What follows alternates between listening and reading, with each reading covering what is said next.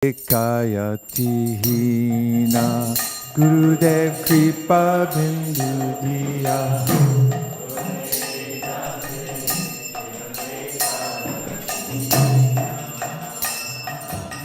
Sakala Sahane Bolo Diya Koro Nijamani Sriyahina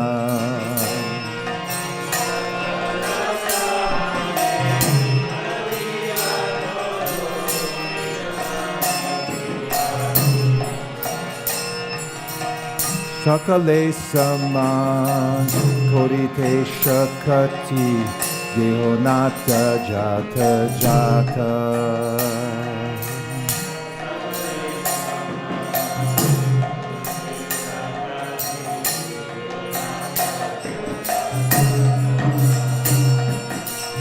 Tabito Gaibo Harinama Suke Aparada Behata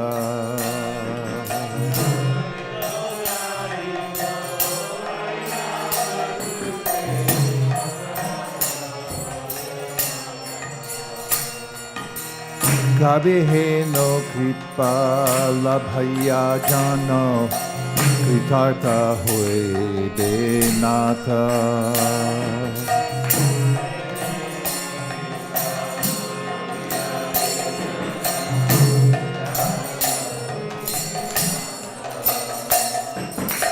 Shakti Burihi Ami Ati Din Koro More Atma Saka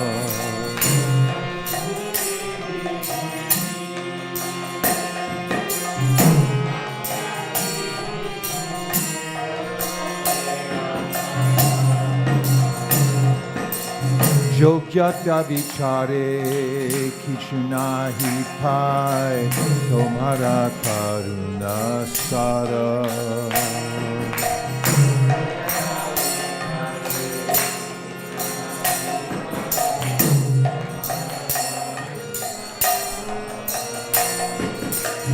Karnana Huile Kania Kandia Prananara Kibo Aro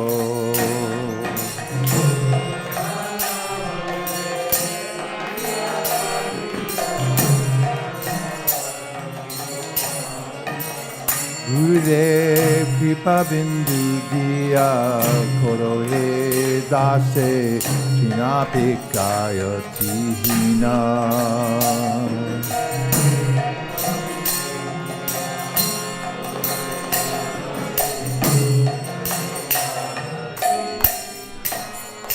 Jaya Vaishnav Thakur Vaishnav Thakur Vaishnav Thakur Jaya Vaishnav Thakur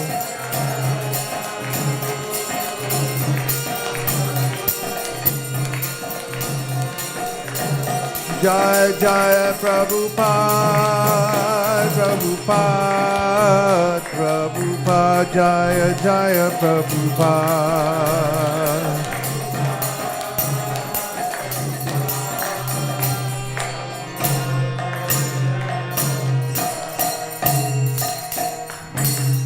Parama Karuna Paundvi Jana Nitai Gaura Chandra.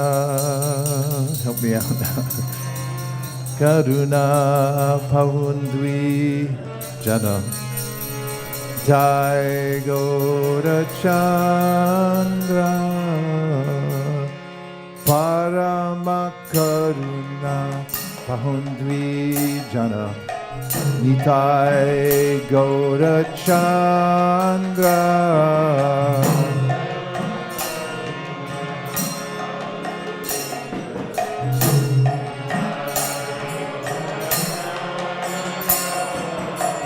Sabhavata Sarashiramani Kevalaya Nandakanda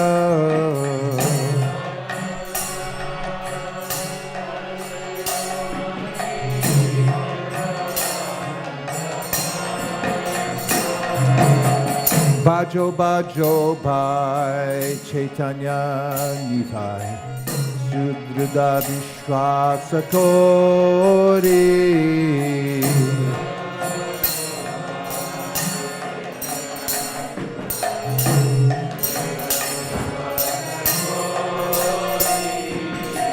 Vishaya Choriya Serase Majiya Mukhe Bolo Hari Hari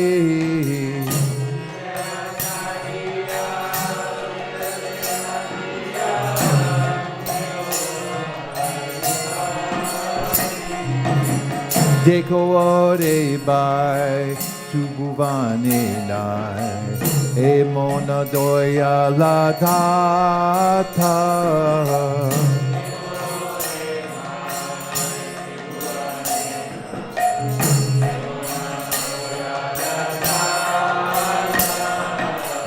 Poshu Paki Jure Pashana Vidare Shune Jar Guna Katha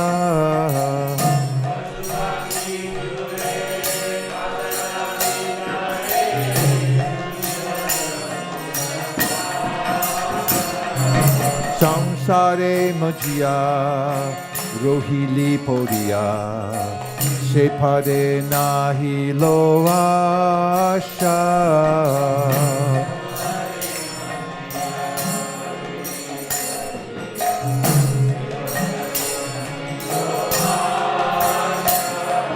Apana Karama Vanjaye Shamana Koyo Lochana Dasa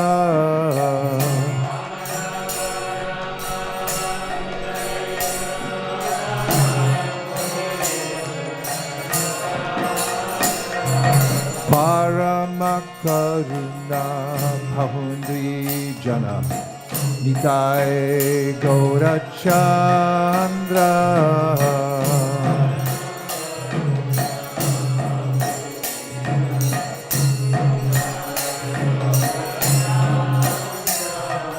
Nitai Gaurachandra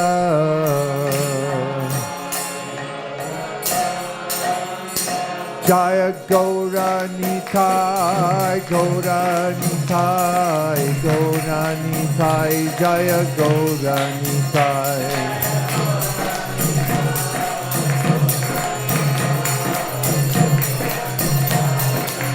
Nitai Gaura Haribo Haribo Haribo Nitai Gaura Haribo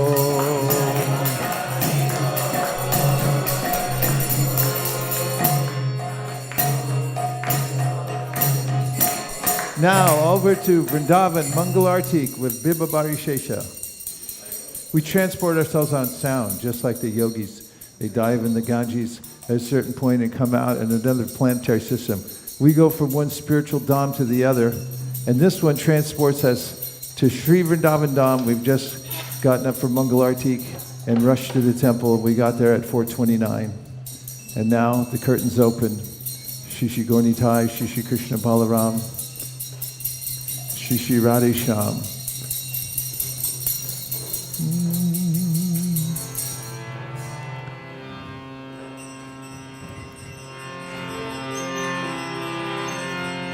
Vibhabari Shesha Aloka Pravisha Nidrachari Uttajiva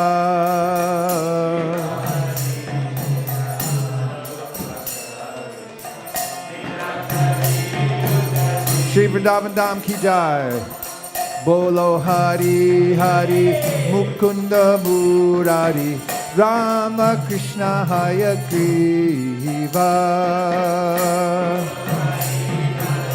Sing loud enough, you can go to Vrindavan.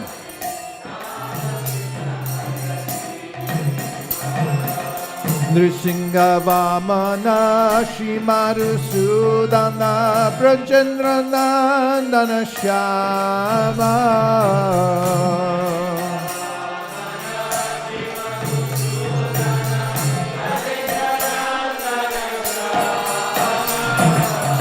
Tana Gatana Koita Bashatana Jaya Dasharati Rama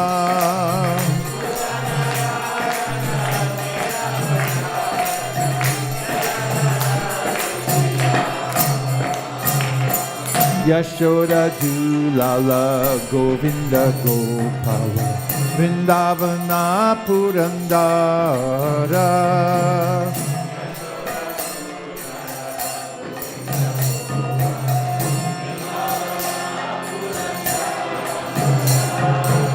Gopi Priya Janda Radhika Ramana Bhuvana Sundara Bora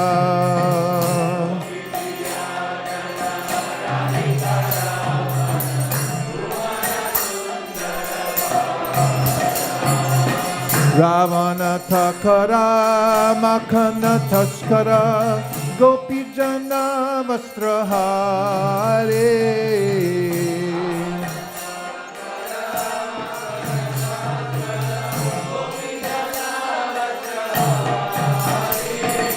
Rajara Rakala Gopa Prithapala Chittahari Vamshidhari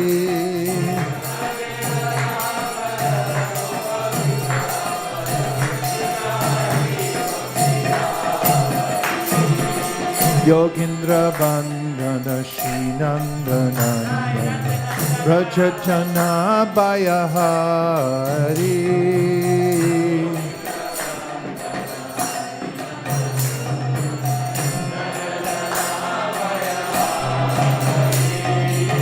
Navina Nirara Rupa Manohara Mohana Vamshi Vihari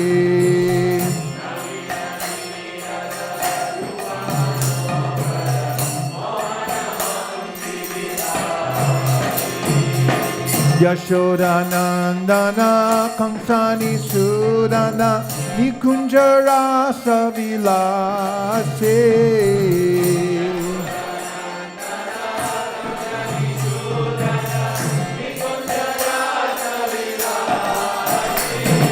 Kadamba Kanana Rasa Parayana Vrindavipina Nivasi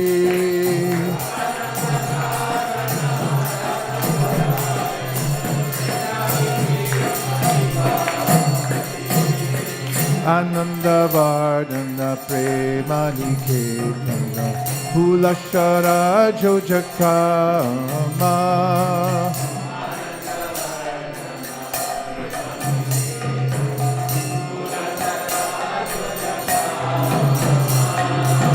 Gopangana Gana Chitta Vinodana Samasta Guna Gana Dhamma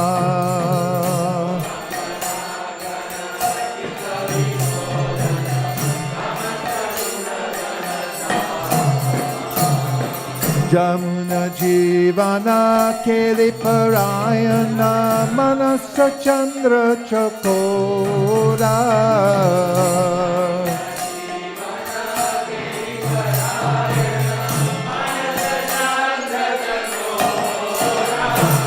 Namashudara Sagau Krishna Jasha Rakovachana Manamora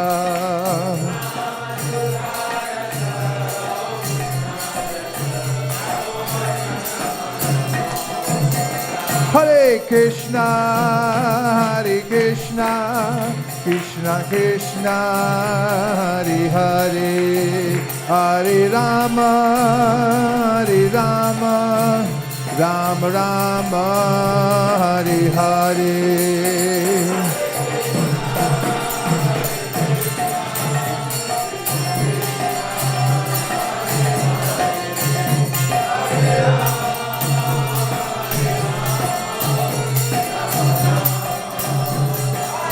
Nitai Gaura Hari Bol, Hari Bol, Hari Bol, Nitai Gaura Hari Bol.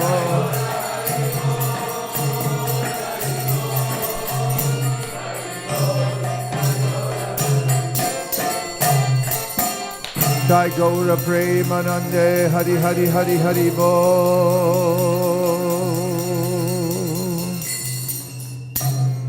Divinity and divine service, please.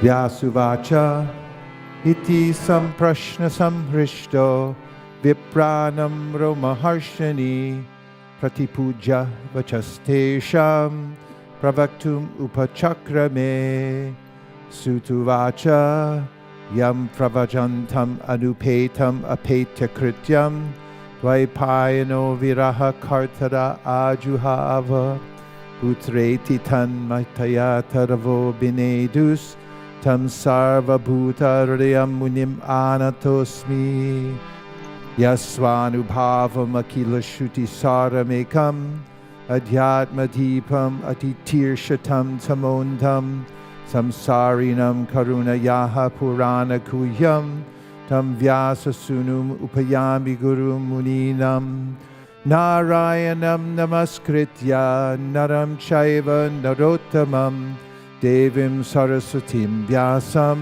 tato jayam udirayet munayak sadhu prishtoham bhavadbhir loka mangalam yat krita krishna samprashno yenatma suprasidati Savai pungsam paro dharmo yato bhaktir adhoksaje ahaitukya pratyata yayatma suprasidati Vasudeve bhagavati bhakti yoga prayojitaha janayatyashu vairagyam yanam cha yadahaitukam dharma swanushtita pumsam Vishvaksena katasuya notpada yedyadiratim shrama eva hi kevalam.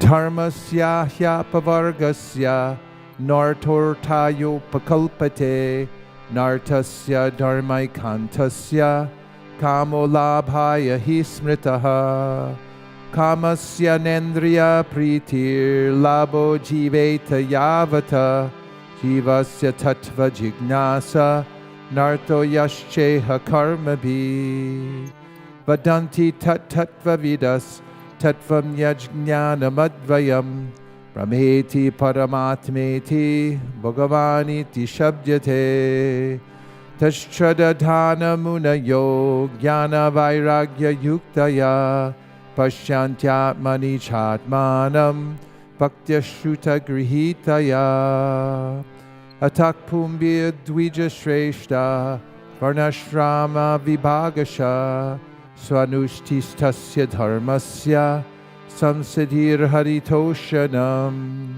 Tasmadekena manasa Bhagavan Sattvatam Pati Shrotavya Kirtitavyascha Dheya Pujascha Nityada Yad Anudyasina Yukta Karma Kranti Nibandanam Chindanti Ko Vidastasya Ko Nakuryat Kataratim Shushusho Shrudadanasya Vasudeva Kataruchi Syan Mahat Sevaya Vipra Punyatirtha Nishevanan Shrinvatam Swakata Krishna Punya Shravana Kirtana Ridyantaksto Hyabhadrani Vitunoti Suritsatam Nashta Praisha Bhadreshu Nityam Bhagavata Sevaya Bhagavat Yutama Shloke Bhaktir Bhavati Naishtaki Tada Rajastamo Bhava Kamalo Dayaschaye Cheta Ater Anavidham Stitam Sattve Prasidati Evam Prasanna Manaso Bhagavad Bhakti Yogataha Bhagavat Tattva Vijnanam Mukta Sangasya Jayate Vidyate Hridaya Grantish Chijante Sarva Samshaya Shiyante chasya karmani drishta evatmanishvare atovai kavayo nityam bhaktim paramaya muda vasudeve bhagavati kurvantyatma prasadanim Sattvam rajastama iti prakritir gunaster yukta para purusha eka ihasiddhate stityadaye hari varinchi hareti samja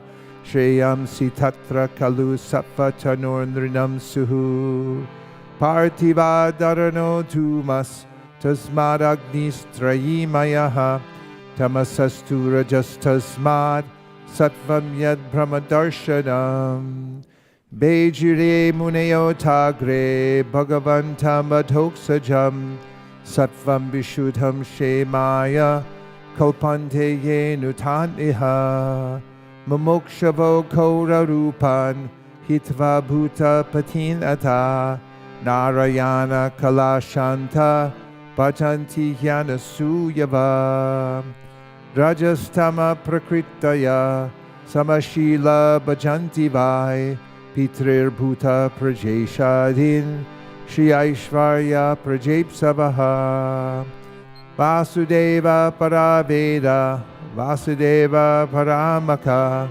Vasudeva parayoga Vasudeva parakriya Vasudeva param jnanam Vasudeva param tapa Vasudeva paro dharmo, Vasudeva paragati, sa evedam sasarjagre, Bhagavana mamayaya, sarasadrupaya chasau, gunamaya guno vibhu, chaya vilashite shveshu, guneshu gunavaniva, antak pravishta abhati, vijnanena vrajrumbata.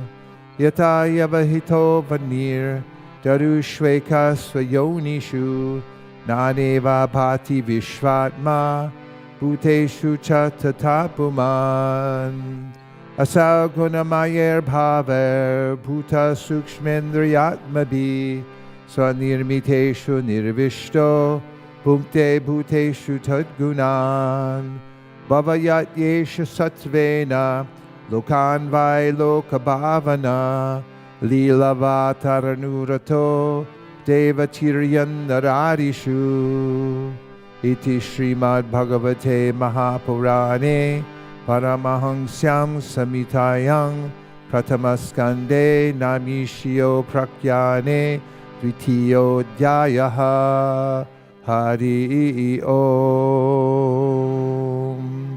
Ugrashava Sutta Goswami, the son of Romaharshan, being fully satisfied by the perfect questions of the Brahmanas, thanked them and thus attempted to reply.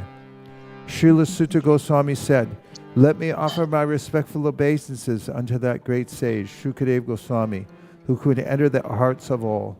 When he went away to take up the renounced order of life, sannyas, leaving home without undergoing reformation by the sacred thread or the ceremonies observed by the higher castes, his father Vyasadeva, fearing separation from him, cried out, 'O my son!' Indeed, only the trees, which were absorbed in the same feelings of separation, echoed in response to the bereaved father. Let me offer my respectful obeisances unto him, Shuka, the spiritual master of all sages, the son of Vyasadeva, who, out of his great compassion for those gross materialists who struggle to cross over the darkest regions of material existence, spoke its most confidential supplement to the cream of Vedic knowledge after having personally assimilated it by experience. Before reciting the Srimad Bhagavatam, which is the very means of conquest, one should offer respectful obeisances unto the personality of Godhead Narayan, unto Narayan Rishi, the supermost human being, unto Mother Saraswati, the goddess of learning, and unto Srila Vyasadeva, the author. O sages, I have been justly questioned by you. Your questions are worthy because they relate to Lord Krishna and so are of relevance to the world's welfare. Only questions of this sort are capable of completely satisfying the self. The supreme occupation, dharma, for all humanity is that by which men can attain to loving devotional service unto the transcendent Lord. Such devotional service must be unmotivated and uninterrupted to completely satisfy the self. By rendering devotional service unto the personality of Godhead, Sri Krishna, one immediately acquires causeless knowledge and detachment from the world. The occupational activities a man performs according to his own position are only so much useless labor if they do not provoke attraction for the message of the personality of Godhead.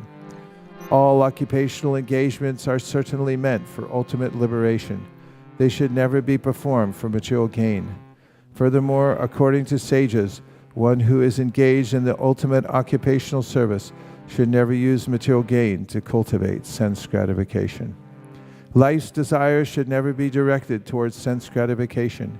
One should desire only a healthy life or self-preservation, since a human being is meant for inquiry about the absolute truth. Nothing else should be the goal of one's works. Learned transcendentalists who know the absolute truth call this non-dual substance Brahman, Paramatma, or Bhagavan. The seriously inquisitive student or sage, well equipped with knowledge and detachment, realizes that absolute truth by rendering devotional service in terms of what he has heard from the Vedanta Shruti. O best among the twice-born, it is therefore concluded that the highest perfection one can achieve by discharging the duties prescribed for one's own occupation according to caste divisions and orders of life is to please the personality of Godhead. Therefore, with one pointed attention, one should constantly hear about, glorify, remember, and worship the personality of Godhead, who is the protector of the devotees. With sword in hand, intelligent men cut through the binding knots of reactionary work, karma, by remembering the personality of Godhead. Therefore, who will not pay attention to his message? O twice-born sages, by serving those devotees who are completely free from all vice, great service is done. By such service, one gains affinity for hearing the messages of Vasudeva. Sri Krishna, the personality of Godhead, who is the Paramatma, supersoul in everyone's heart, and the benefactor of the truthful devotee, cleanses desire for material enjoyment from the heart of the devotee, who has developed the urge to hear his messages, which are in themselves virtuous when properly heard and chanted. By regular attendance in classes on the Bhagavatam, and by rendering of service to the pure devotee, all that is troublesome to the heart is almost completely destroyed, and loving service unto the personality of Godhead, who is praised with transcendental songs, is established as an irrevocable fact. As soon as irrevocable loving service is established in the heart, the effects of nature's modes of passion and ignorance, such as lust, desire, and hankering, disappear from the heart. Then the devotee is established in goodness, and he becomes completely happy. Thus established in the mode of unalloyed goodness, the man whose mind has been enlivened by contact with devotional service to the Lord gains positive scientific knowledge of the personality of Godhead in the stage of liberation from all material association. Thus the knot in the heart is pierced, and all misgivings are cut to pieces. The chain of fruitive actions is terminated when one sees the self as master. Certainly, therefore, since time immemorial, all transcendentalists have been rendering devotional service to Lord Krishna, the personality of Godhead, with great delight, because such devotional service is enlivening to the self. The transcendental personality of Godhead is indirectly associated with the three modes of material nature, namely passion, goodness, and ignorance. And just for the material world's creation, maintenance, and destruction, he accepts the three qualitative forms of Brahma, Vishnu, and Shiva. Of these three, all human beings can derive ultimate benefit from Vishnu, the form of the quality of goodness. Firewood is a transformation of earth, but smoke is better than the raw wood, and fire is still better, for by fire we can derive the benefits of superior knowledge through Vedic sacrifices. Similarly, passion, rajas, is better than ignorance, tamas, but goodness, sattva, is best, because by goodness one can come to realize the absolute truth. Previously, all the great sages rendered service unto the personality of Godhead due to his existence above the three modes of material nature.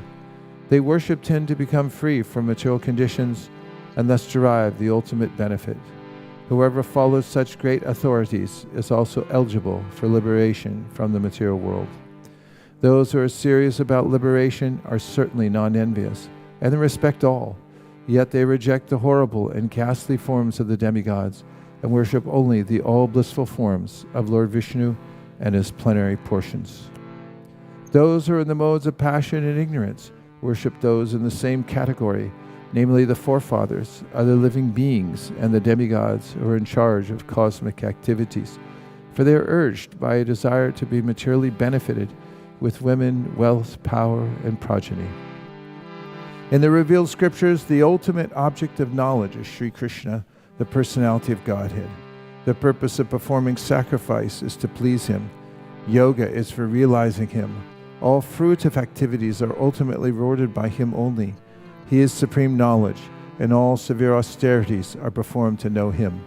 Religion, dharma, is rendering loving service unto him. He is the supreme goal of life.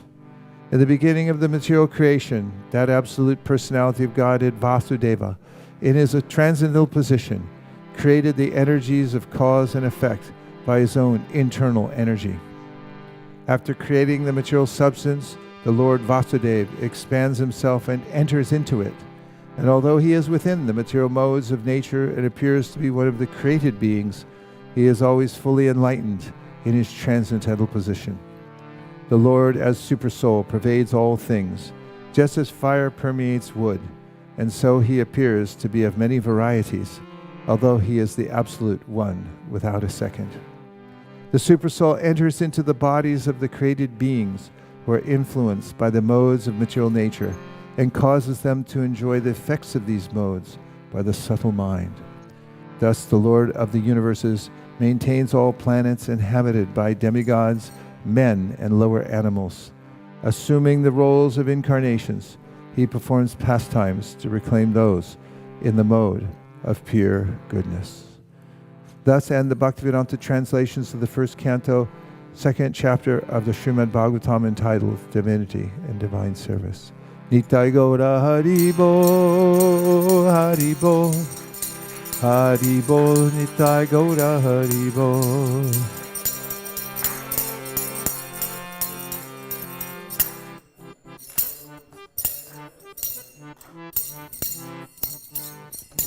Srimad Bhagavatam class ki jai.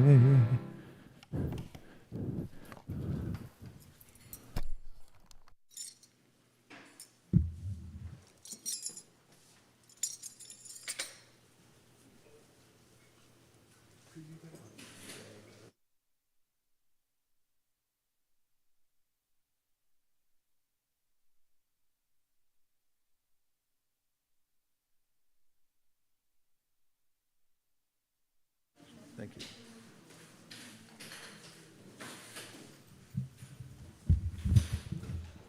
Hari Hari. Yeah, there. Thank you. Yeah. Good morning, everybody. Thank you very much for attending the morning program here at ISKCON of Silicon Valley.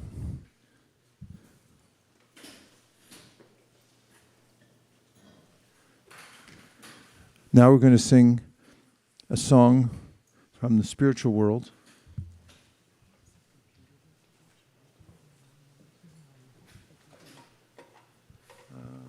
Maybe in the back of the temple.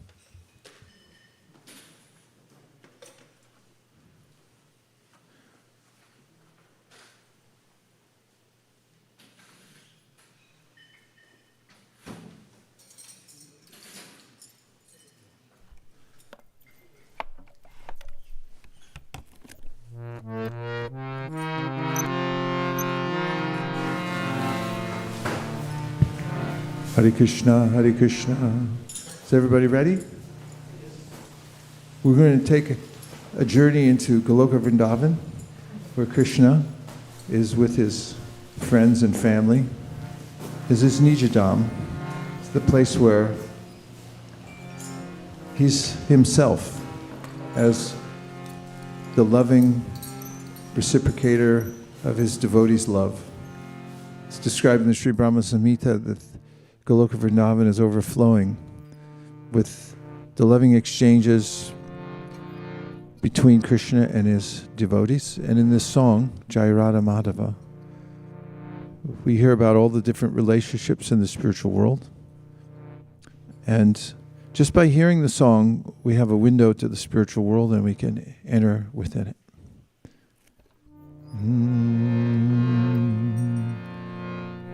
Jaya Radha Madhava Jaya Kunja Bihari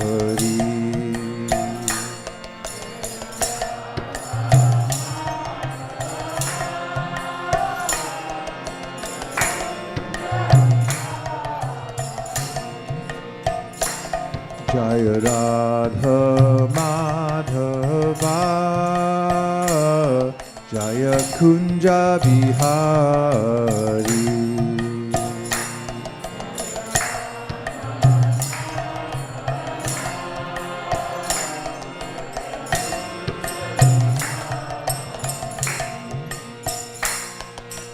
Gopi Janna Vallabha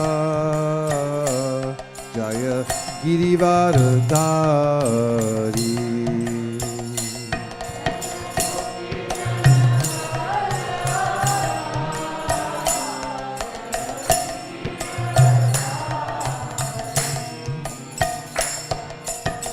Gopi Janna Vallabha Jaya Girivardhari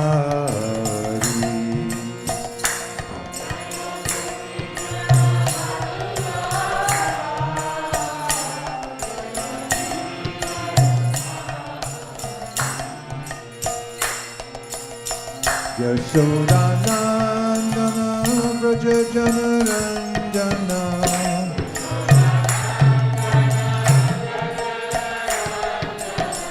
Yashodanandana Vraja Janaranjana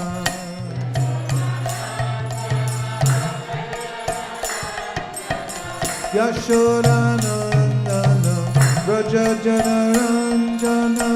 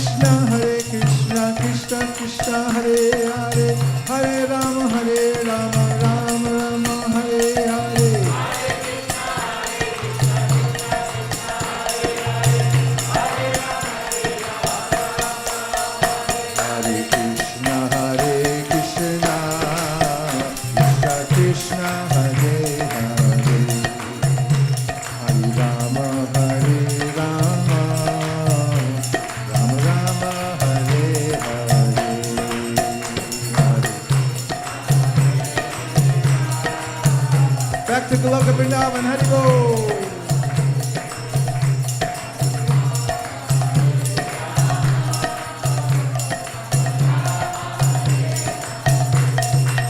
Hare Krishna, Krishna Krishna, Hare Hare, Hare Rama, Rama Rama, Hare Hare.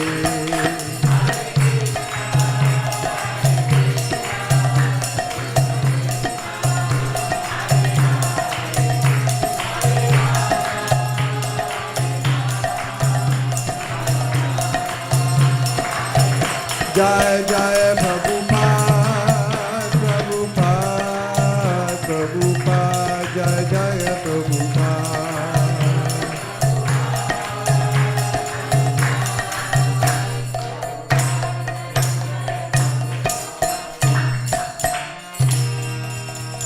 Om Namo Bhagavate Vasudevaya.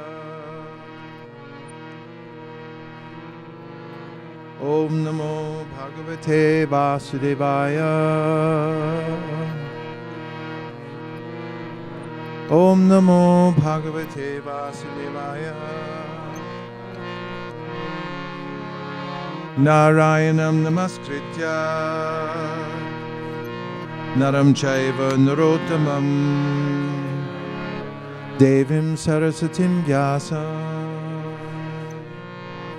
Tato Jayamudiraye. Luckily, we're together reading the Srimad Bhagavatam. Of all the other places we could be in the universe, we happen to be here. Plus, we're holding the fort in Silicon Valley for the Krishna consciousness movement. That's no small task. At least it's a noticeable service for all of you who are doing this. And we want to do noticeable service because Krishna's the noticer. You know, when he just looks at the material world, things start to happen. If somehow or other we can attract his glance, then our lives become successful and perfect. So Srila Bhaktisiddhanta Saraswati Thakur said, don't try to see Krishna, try to work in such a way that he'll want to see you. And there are clues throughout the Shastra about what attracts Krishna's attention. What are some of the clues?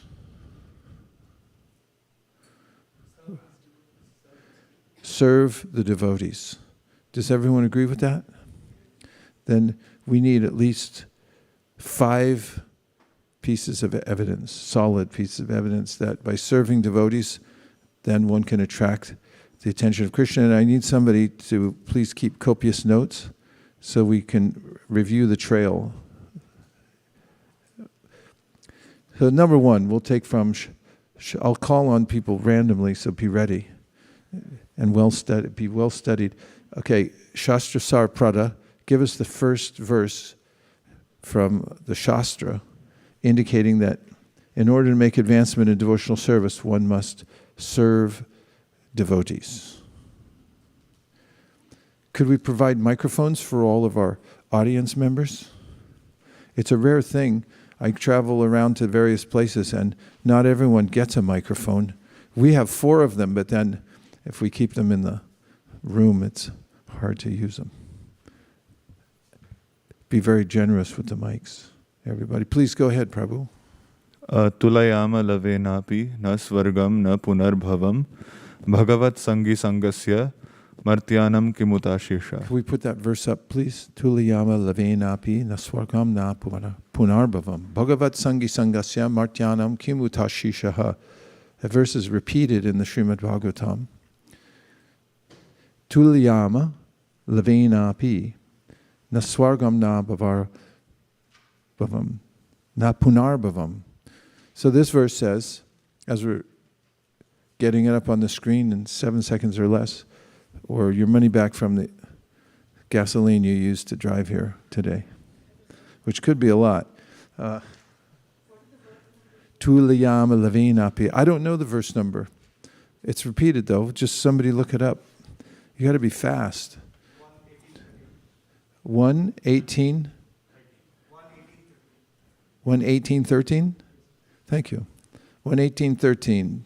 Our first piece of evidence as far as how one has to serve devotees in order to make advancement in devotional service. 1:18:13 says, Tulayama lavenapi na swargam na punarbhavam. Bhagavat sangasya martyanam kim utashisha. I'll say, please repeat. Tulayama lavenapi na swargam na punarbhavam. Bhagavat sangasya martyanam kim utashisha. Tulayama, to be balanced with. That's as if you're taking a balance scale. It's got two pans on it, so you're balancing two things. Lavena, by a moment. So on one side you're putting a moment. Api, even. Na, never. Swargam. So on the other side we're putting swargam, heaven. Who wants to go to heaven? Okay. The heavenly planets, na, nor. Apuna, bhavam. Liberation from matter. Who wants to be liberated from matter? Bhagavat Sangi, devotee of the Lord. Sangasya, association with the devotee of the Lord. Who wants association with the devotee of the Lord? Martyanam, those who are meant for death. Kim, what is there? Uta, to speak of. Ashisha, worldly benedictions. Who wants worldly benedictions? Okay. So if you put on one side of the scale, what are we putting on one side of the scale? Name them. No. Okay. Well, a moment's association with a Bhagavat. And on the other side, you're going to put what? Swarga, liberation, worldly benedictions, like what?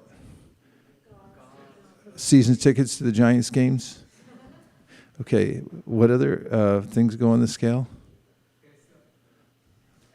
What? Electric car. Okay. Yeah, okay, so Swargam and heavenly planets you can put on there too. Hawaii. So all of that, now let's see the translation. We've got the pan scales out. And let's see. The value of a moment's association with the devotee of the Lord cannot even be compared to the attainment of heavenly planets or liberation from matter, and what to speak of worldly benedictions in the form of material prosperity, which are for those who are meant for death. Srila Prabhupada's purport. When there are some similar points, it is possible to compare one thing to another. One cannot compare the association of a pure devotee to anything material. Men who are addicted to material happiness aspire to reach the heavenly planets like the moon, Venus, and Indraloka, and those who are advanced in material philosophical speculations aspire after liberation from all material bondage. When one becomes frustrated with all kinds of material advancement, one desires the opposite type of liberation, which is called apunarbhava, or no rebirth. But the pure devotees of the Lord do not aspire after the happiness obtained in the heavenly kingdom, nor do they aspire after liberation from material bondage. In other words, for the pure devotees of the Lord, the material pleasures obtainable in the heavenly planets are like phantasmagoria. And because they are already liberated from all material conceptions of pleasure and distress, they are factually liberated even in the material world. This means that the pure devotees of the Lord are engaged in a transcendental existence, namely in the loving service of the Lord, both in the material world and in the spiritual world. As a government servant is always the same, either in the office or at home or at any place, so a devotee has nothing to do with anything material, for he is exclusively engaged in the transcendental service of the Lord. Since he has nothing to do with anything material, what pleasure can he derive from material benedictions like kingship or other overlordships, which are finished quickly with the end of the body? Devotional service is eternal. It has no end because it is spiritual. Therefore, since the assets of a pure devotee are completely different from material assets, there is no comparison between the two. Sutta Goswami was a pure devotee of the Lord, and therefore his association with the rishis in Naimisharanya is unique. In the material world, association with gross materialists is veritably condemned. The materialist is called yoshit sangi, or one who is much attached to material enjoyment, women and other paraphernalia. Such attachment is conditioned because it drives away the benedictions of life and prosperity. And just the opposite is Bhagavata Sangi, one who is always in the association with the Lord's name, form, qualities, etc. Such association is always desirable. It is worshipable, it is praiseworthy, and one may accept it as the highest goal of life. So what's our first evidence? What verse number is it?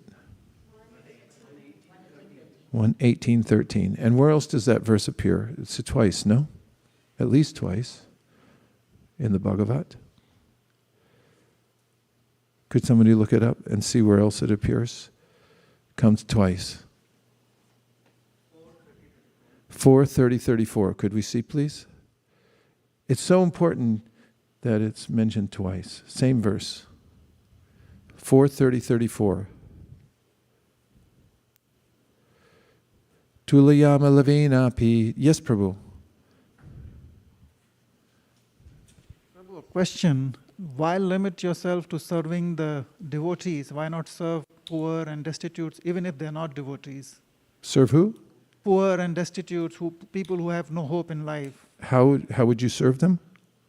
I mean, if poor, somebody is hungry, give them food. Somebody is poor, give them. If somebody When you give the when you give hungry people food, then does that solve their problems?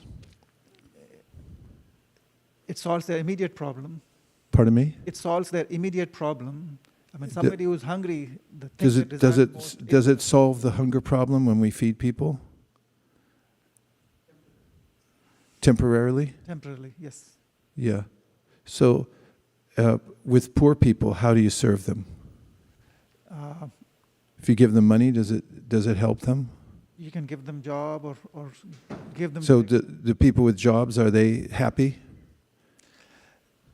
Does it make people happier? I mean, somebody who has no hope in life, giving them a sense of purpose. So if you give somebody who has no hope in life a job, does it make them happy? Maybe in the movies. Actually, food is coming naturally. There are birds in my backyard, and my father gave me a bird feeder before he passed away, so I kept it in the garage for a long time, and I figured, hey, maybe I'll fill it up. So I put Niger seeds in there, because I like finches. I like most birds, but finches I have a special affection for. And so they came and had a party when they figured out where it was. And then I went away to Vrindavan for 5 weeks, and I came back, and they didn't even notice. They didn't notice that the feeder was gone. They weren't sitting around moping and thinking, where'd that guy go? He was feeding us, and now he's gone. And what a cruel person. Because all around, I discovered that the trees also have little seeds in them, and they kept their little party going. Those little finches, they party all day long. And when I put up my water fountain, they come and they have a little pool party there too. Then they go eat some more in the trees. Then they go sleep somewhere. I've never seen finches sleep, but I know they got some place to repair to. And they're not really, of course, everybody's suffering in the material world, but they have no want of food. So in the Bhagavatam, Srila Narada Muni says, Tasyaiva heto prayate kovido na labhyate yad brahmatam upariyada ta labhyate dukkha vadanyata sukham kalena sarvatra gabira ramhasa. The kinds of things that we get as material facility comes to us kalena sarvatra gabira ramhasa. It's very deep, gambira. how it is that some people get something and other people get less. Some people get more, some people get less. Of course, even people that get more material facility aren't necessarily happy. Sometimes they're less happy, as you pointed out. Sometimes poor people are happier because they have hope that someday they'll get some material facility. But very wealthy people, and you can look this up, there are numerous studies of celebrities who have gotten everything and then become morose and dysfunctional. They can't keep a solid relationship. They try jumping from one relationship to another because their conception of life is that if I have material facility, I'll be happy. And once they get full material facility and they gorge themselves on it, they're still not happy, so they figure maybe it's over here or it's over there. This is the problem, Narada Muni says. Therefore, he says, the way to help people is to give them spiritual knowledge and an environment through which they can develop themselves to come above the modes of material nature. There's no problem in the world that can be solved on a material level. If I give food to somebody and I walk away, they're going to be in the same situation they were when I fed them an hour ago. In fact, in Calcutta, there was a situation where the government had made housing for the homeless people on the street. This was around 1972. And then 90% of the homeless people sublet their apartments and they went back and lived on the street because they were used to it. And when Prabhupada saw this situation, he says, just see, this is their inclination, which is our swabhava, it's our nature, because we've accumulated various modes and therefore we want to live in a certain way. We're compelled to live that way. Now, he looked at the Americans who were walking with him and said, you're in Calcutta, but you live like Americans because that's your karma wherever you go. If you go to Iceland, you'll live like an American too. You also speak English and live with an American environment because that's your karma. So the problem isn't that people lack food or a job, but the problem is people lack alignment with their nature as servants of Krishna. So the way to help people actually is to give them association with the Bhagavat. Bhagavat means the transcendental sound vibration of Krishna's name, the Srimad Bhagavatam. Of course, we can feed people, but we give them prasadam. That comes along with association.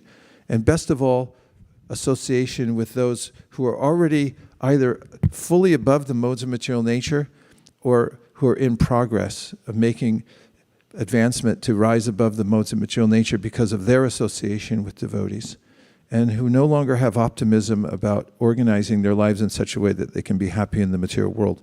Because Narada Muni confirms, and he's our acharya and teacher, that don't try for material happiness through adjustment of your environment, but do try to make spiritual advancement, and that is a universal principle. So this verse holds that the most valuable thing that you can get is to have spiritual association. So the International Society for Krishna Consciousness creates such environments, not just in the temple atmosphere, but we also distribute knowledge so that people can develop it themselves in their homes. Even the Bible says you can feed a man a vegan fish. Or you can teach him how to cook a vegan fish preparation, which is better. So it's better to actually teach a person how to become Krishna conscious. And there are many that have.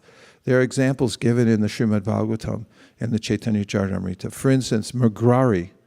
Magrari was a hunter who grew up in a family in which his father, who was also a hunter, taught him that he should kill animals, but don't kill them all the way, he said, half kill them. Can you imagine such a thing? A poor little animal like deer? And the father thinks it's a good idea to half kill them and that he enjoys watching them writhe in pain. W-R-I-T-H, writhe. Writhe in pain. And so Magrari grew up in that environment. That was the mode of nature that he grew up in because we carry over from our last lives. And therefore he learned the same occupation, hunting with a bow, and also half killing animals, not fully killing them. Narada Muni went on his taking to his wandering ways. He's always been wandering. Even when he was a kid, he was 5 years old, his mother died and he went wandering. And then after he became a spiritual, as Prabhupada said, a spaceman, he travels everywhere. He's still wandering. And he's happy. He goes everywhere to find opportunities to enlighten people in Krishna consciousness. So is this an opportunity? He was walking through the forest and he saw a trail of animals who were writhing in pain. There was porcupine. There was rabbit. What else? Deer. A boar. Was there a boar? Bunny rabbit. Who wants to see a bunny rabbit writhe in pain? All these animals writhing in pain. And then finally, he came to the source, which was Mugrari himself, crouched in the jungle, about to kill another animal by piercing it with one of his deadly arrows. And Narada, coming through the brush, startled Mugrari, who also felt a little put off because he thought, you're a saintly person. Why are you disturbing me and my livelihood? You scared away all the animals. Hunters don't like that when you come through the forest because all the animals take off. And Narada Muni, by his presence, assuaged the heart of this hunter because he saw, oh, here's a saintly person, I shouldn't become angry.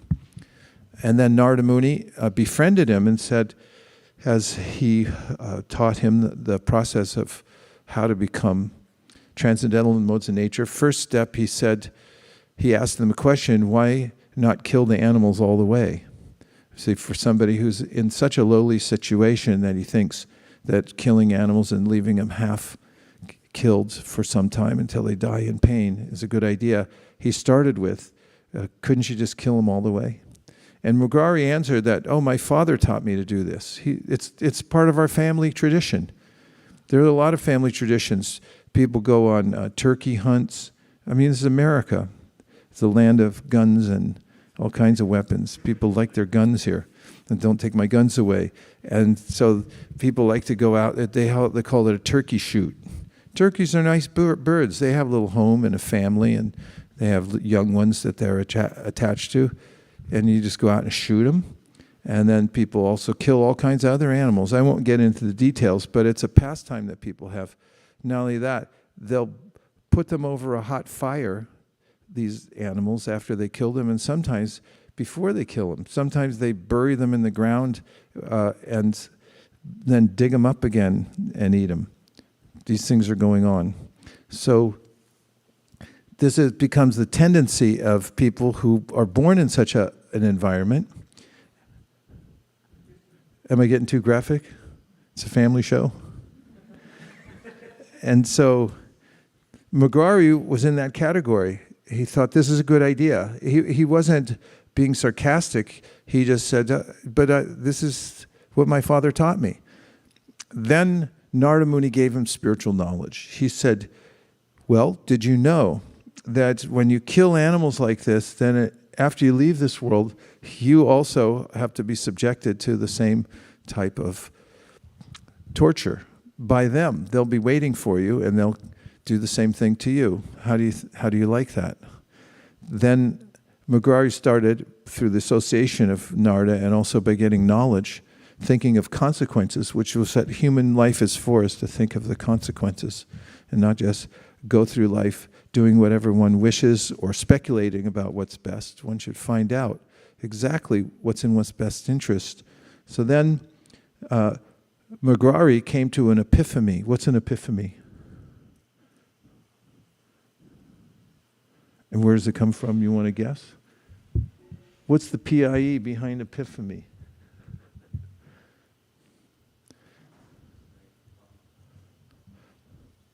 I can only hear 22% of whatever you say. Self-realization. A sudden realization. Nice. Does the research department have a microphone?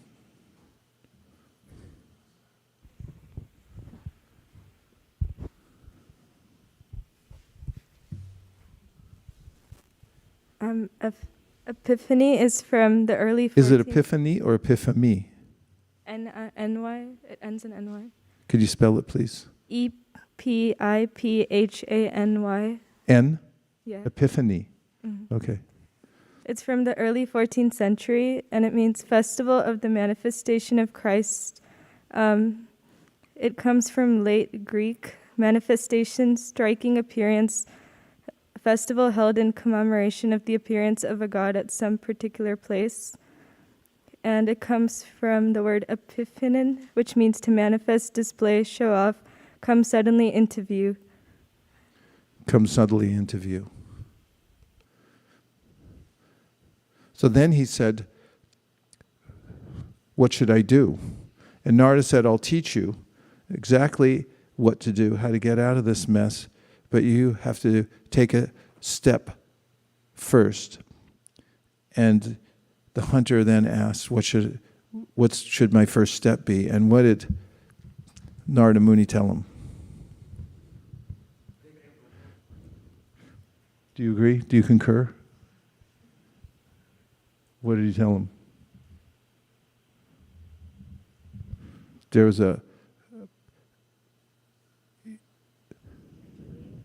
what is it?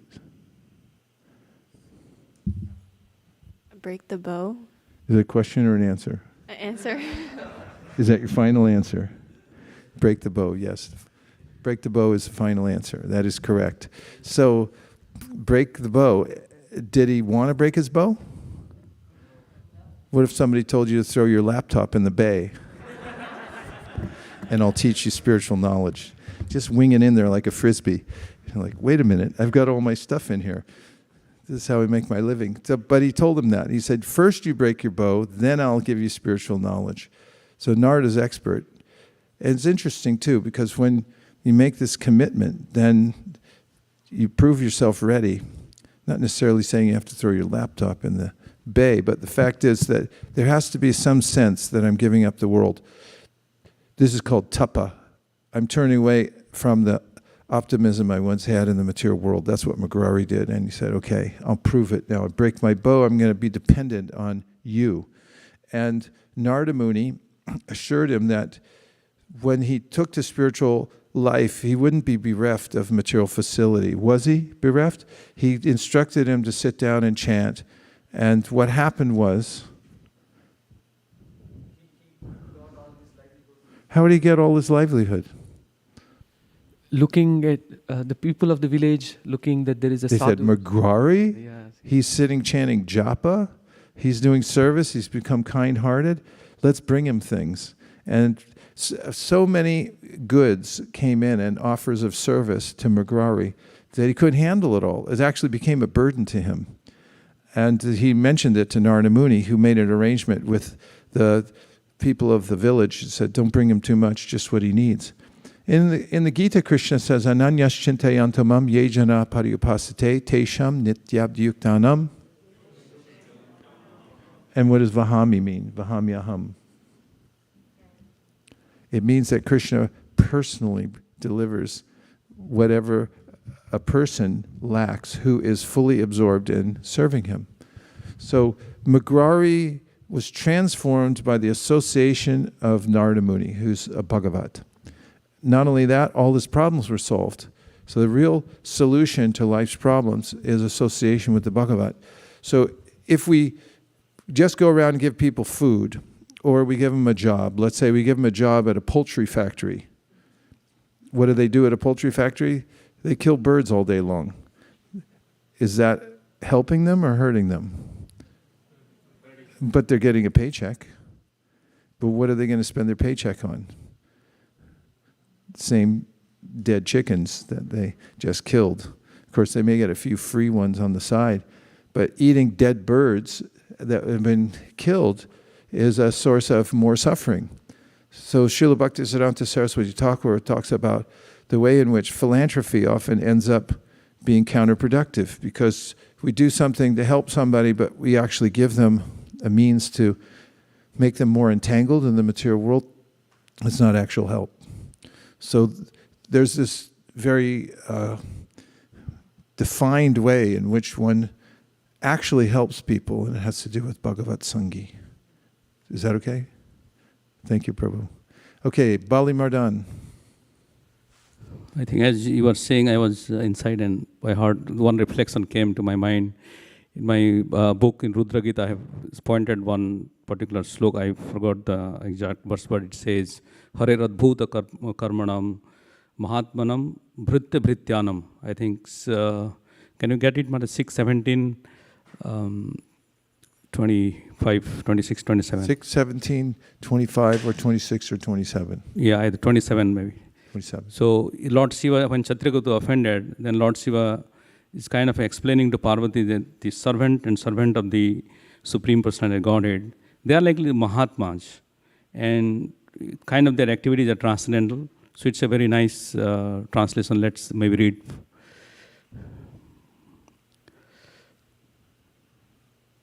Hare Krishna, Hare Krishna.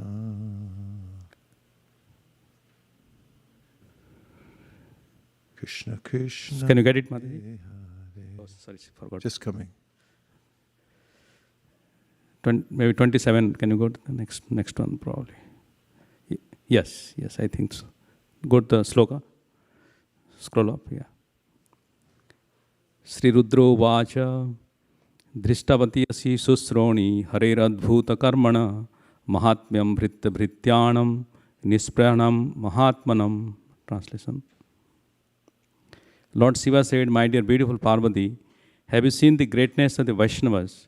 Being servants of the Supreme Personality Godhead Hari, they are great souls and are not just interested in any kind of material happiness. Nice entry. Thank you very much, Bali Mardan Prabhu.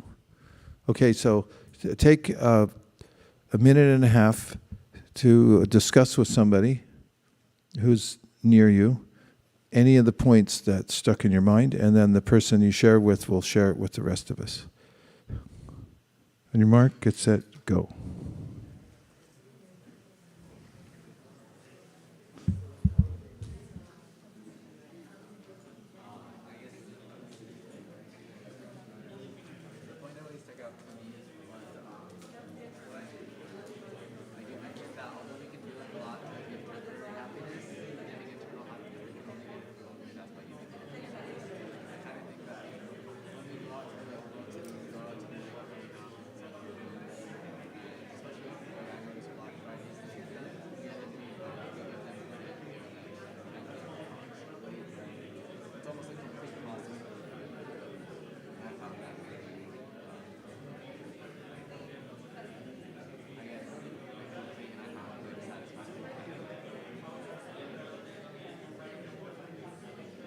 Could you call it a complete solution?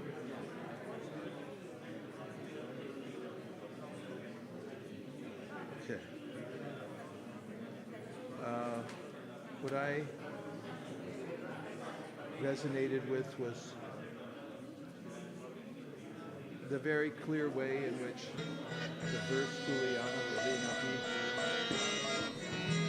piles everything on one side and says all this stuff. It doesn't equal a moment's association with and the reason I like it is it's definitive. There's no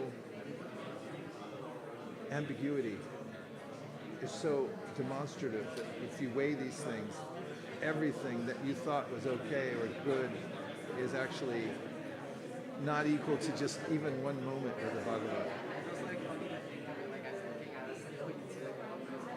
Yeah, could change everything for the better. Everything else is in the same category. If it seems superlative materially, it's the same thing. A non-solution. This is nice, thank you.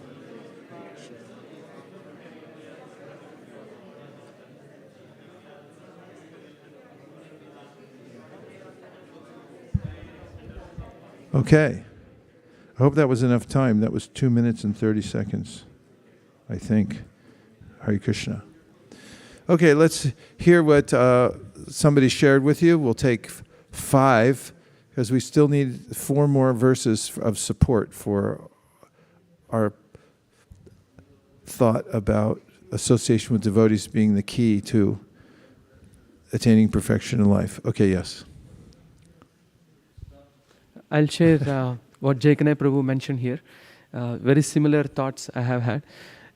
We like the way you answered material service, social service, how it will not help, and the perfect story. I personally never looked at Mrigari's story as an answer to why not material service, and you beautifully explained how sadhu-sanga is the only solution. It's the real solution. Everything else is temporary and it's just a disturbance on our progressive path of devotional service. So, and Chaitanya Prabhu also noted another story of Hanuman and Lankini, when Hanuman goes to Lanka, how after she is relieved of her curse, she also mentions a similar verse of how you put Swarga and Apavarga on one side of the balance, and it is not equal to 1 moment of devotee association, referring to Hanuman's association. So he was also quoting that. So thank you, Maharaj. Thank you. Thank you for sharing. What else did anybody share? Hare Krishna Maharaj.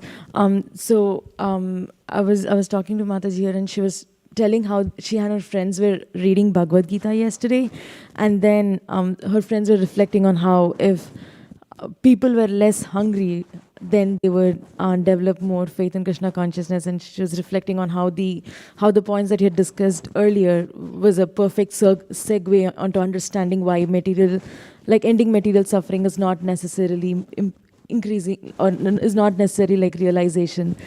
And I had a follow-up question, Maharaj. So what does association truly mean? Does it mean we are all in we are trying to be in physical proximity with devotees and trying to absorb the consciousness? Because there are a lot of people in other countries where they cannot freely practice Krishna consciousness. So how does Krishna facilitate that, and what is the true meaning of association? There's 2 kinds of association with a Bhagavat, or the person Bhagavat. That means a person who's a pure devotee, dedicated to pure devotional service. And one is called Vani, and the other is called Vapu. Vapu means you get the personal association. In other words, the person's physically walking around the planet. And if you go there and you have some association, you can see the person, maybe render some service, be in the same room, and so forth. So that's one of the important kinds of association. But even more important is called Vani, V-A-N-I, Vani. Vani means listening to the words of the person, and that can be done, through Zoom. We've done this. We've had the experiment already, forced experiment, albeit, that everyone had to resort to isolation, but we weren't really isolated because we had the sound vibration. So we felt ourselves improving. Not only did we improve, I didn't because I barely ever do, but everyone else did. And there's a way in which we were able to get a lot of things done in service, and this has come through the sound vibration. It spills out in many different ways. There's a verse in the Srimad Bhagavatam that says, Vasudeva Katha Prashna Purusham Trin Punatihi Vaktaram Prachakam Shrotrims Tatpada Salilam Yata Salile Yata. Just like when you bathe in the Ganges, you get purified. So similarly, says 3 types of people get purified when there's Krishna Katha, or somebody speaking about Krishna. One is the person who's speaking. The next is the person who's in the audience listening, and the third is everyone else in between. And we were recently in the UK, and we went to London, and in London we had a seminar in the Soho Street Temple, where Sri Sri Radha Ishwara are, and then we all went out together, about 70 of us, into the streets of London, which is a hoot. And we proceeded down to one of the very busy shopping plazas. And when I say very busy, I mean very busy. And the devotees were there meeting people and talking to them about Bhagavat Sangi, association with the Bhagavatam. and other literatures that are in the same vein. So there were quite a few devotees observing because some were new. There was a situation where a devotee was speaking to somebody about the book, and then there was a couple walking past, and they overheard what that devotee was saying, and then they were talking about what the devotee was saying as they walked further, and there was a devotee a little further away from all of these two sets of people, and could overhear what they were saying about what the other devotee was saying. And the person was saying, was appreciating, said, oh, there's somebody here talking about self-realization and yoga. And the devotee came and reported this observation that the sound vibration was spilling out and it was hitting people. And even if they heard it just for a second, then there was this sense, oh, this is nice. It's a different vibration altogether. Namanya Nantasya Yashonki Tanyas. So this is mentioned in the Srimad Bhagavatam, the Tadvag Visargo, Janataga Viplo. The vibration is not from this creation. It's from a different realm. It's coming down from the spiritual world. So when you hear it, even a little bit, it has this effect on you. So if they're Bhagavats or representative of the Bhagavats who are representative of the Bhagavats who are out there speaking to people, then the sound vibration touches the person they're talking to, but it also spills out. And who knows who those people will talk to. So the vibration carries on in various ways, and people get affected by it. And this is a case in which if tulayama lavenapi means just a fraction of a second if you hear it. Oh, I heard that. I walked by, I heard it. I heard the exchange. I saw them offering something. Maybe you saw the cover of the book. And that could change their life because the vibration is different. It's from the spiritual world. I don't even know if I answered your question. Yes. Kotakarnava Das, the servant of the one who's the source of all entertainment. Krishna. Hare Krishna, Guru Maharaj. Welcome back. Thank you so much. Thank you very much. Thanks for letting us back in. We always get worried. They're going to let us back in again?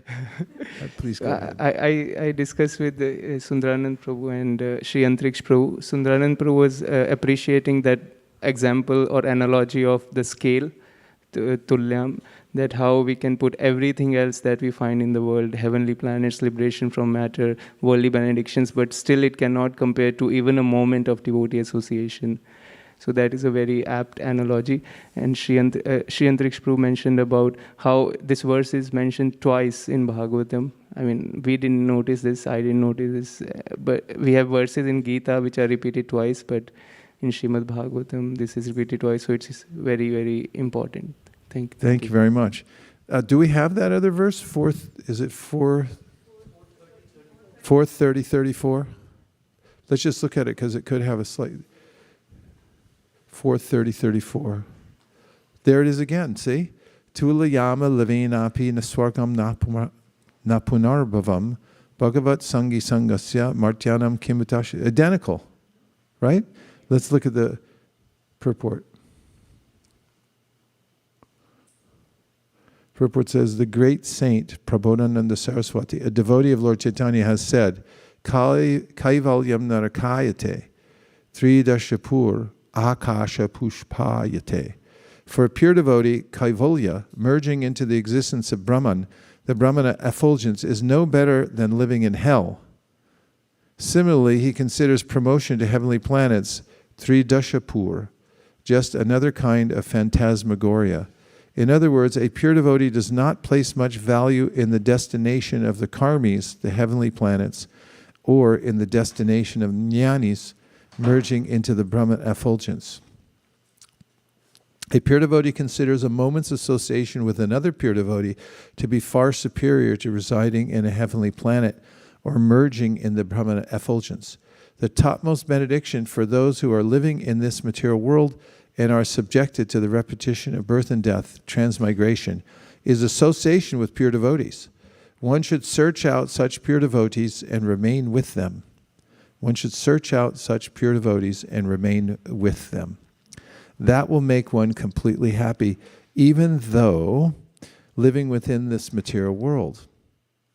This Krishna consciousness movement is started for that purpose. A person who is overly affected materially may take advantage of this movement and become intimately associated with it. In this way, the confused and frustrated inhabitants of this material world may find the highest happiness in association with devotees. And we do find this, there's an inordinate amount of confusion and addiction among young people, and anxiety too. When one, in an unrestricted way, mixes with the world these days through the various channels that are available, like the internet, I suppose television. There are numerous social events presented. Young people who associate with those kinds of vibrations then develop those lower modes. So when they come to Krishna conscious movement, and that happened also in the 60s, there was a mass movement for, actually, in the ancient kind of voodoo system, not really related with the Vedic culture, but this idea of Tantra. We have our Tantra, which is pure Tantra, which means what Narada Muni passed down as deity worship and other teachings about pure devotional service. But the Black Tantra is motivated by this misguided idea that if you indulge in everything that is sinful enough, then you'll be able to give up the material world. It just doesn't really work. It's kind of like driving down the wrong side of the road on the 101 freeway. It doesn't improve your life very much.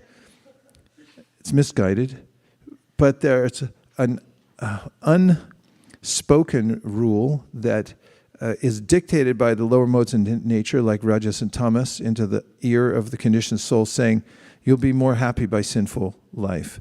These ideas of being happy through sitting and chanting or so forth are not so appealing to somebody in rajas and tamas.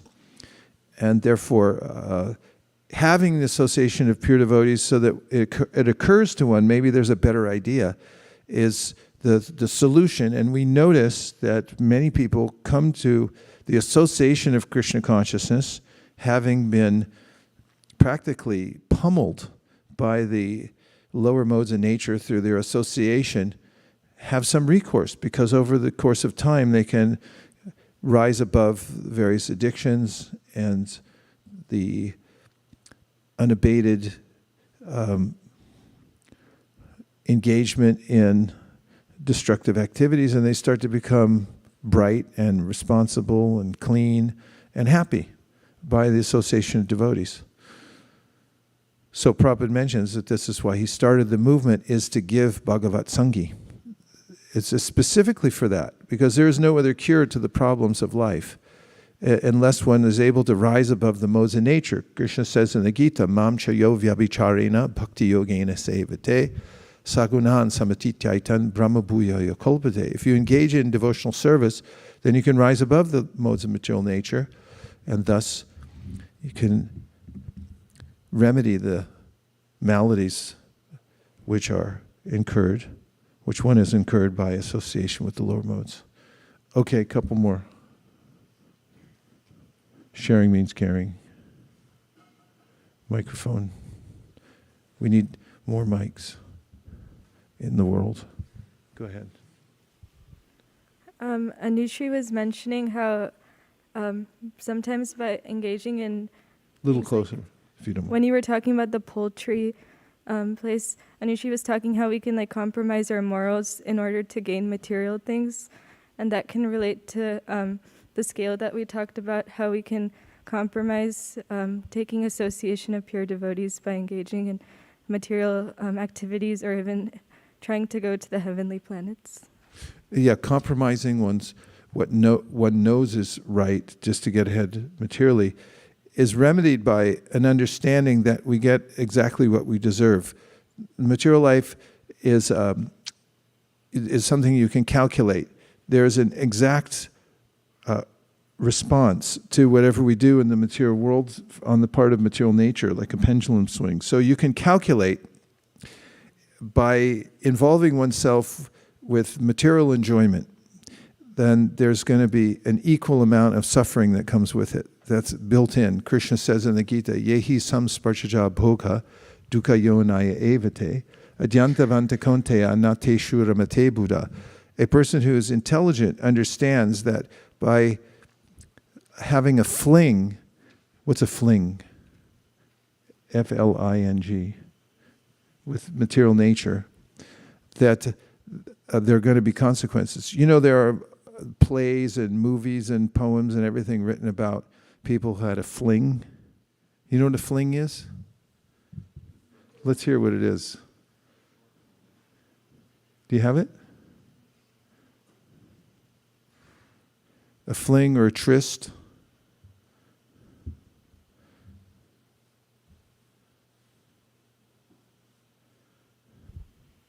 Fling is a verb that's from the 13th century, and it means to dash, run, or rush, probably from or related to Old Norse flenja, to flog, which is of uncertain origin.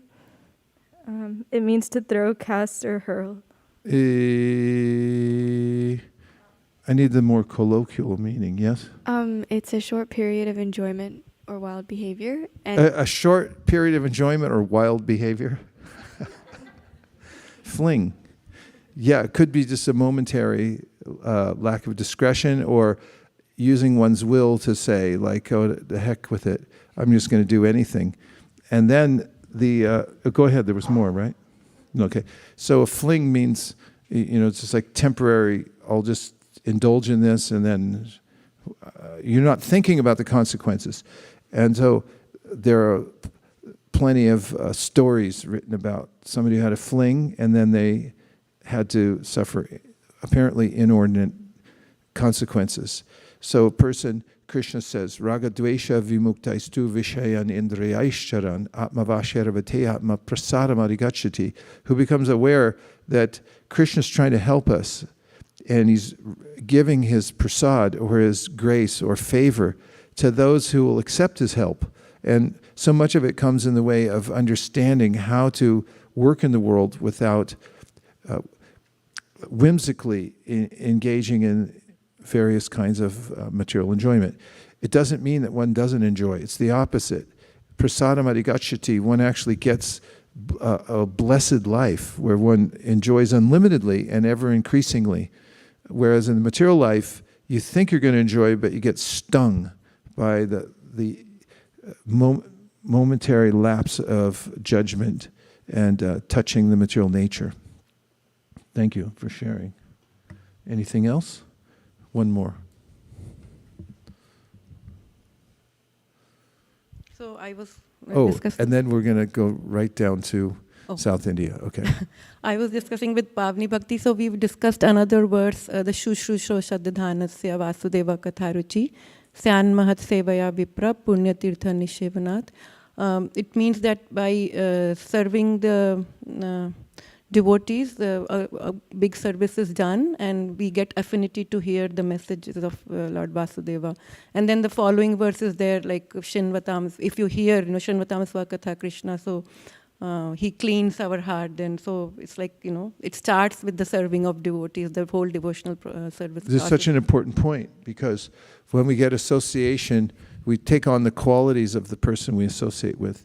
And when you associate with the Bhagavat, or a pure devotee, then you develop a desire to hear about Krishna, and that's the panacea.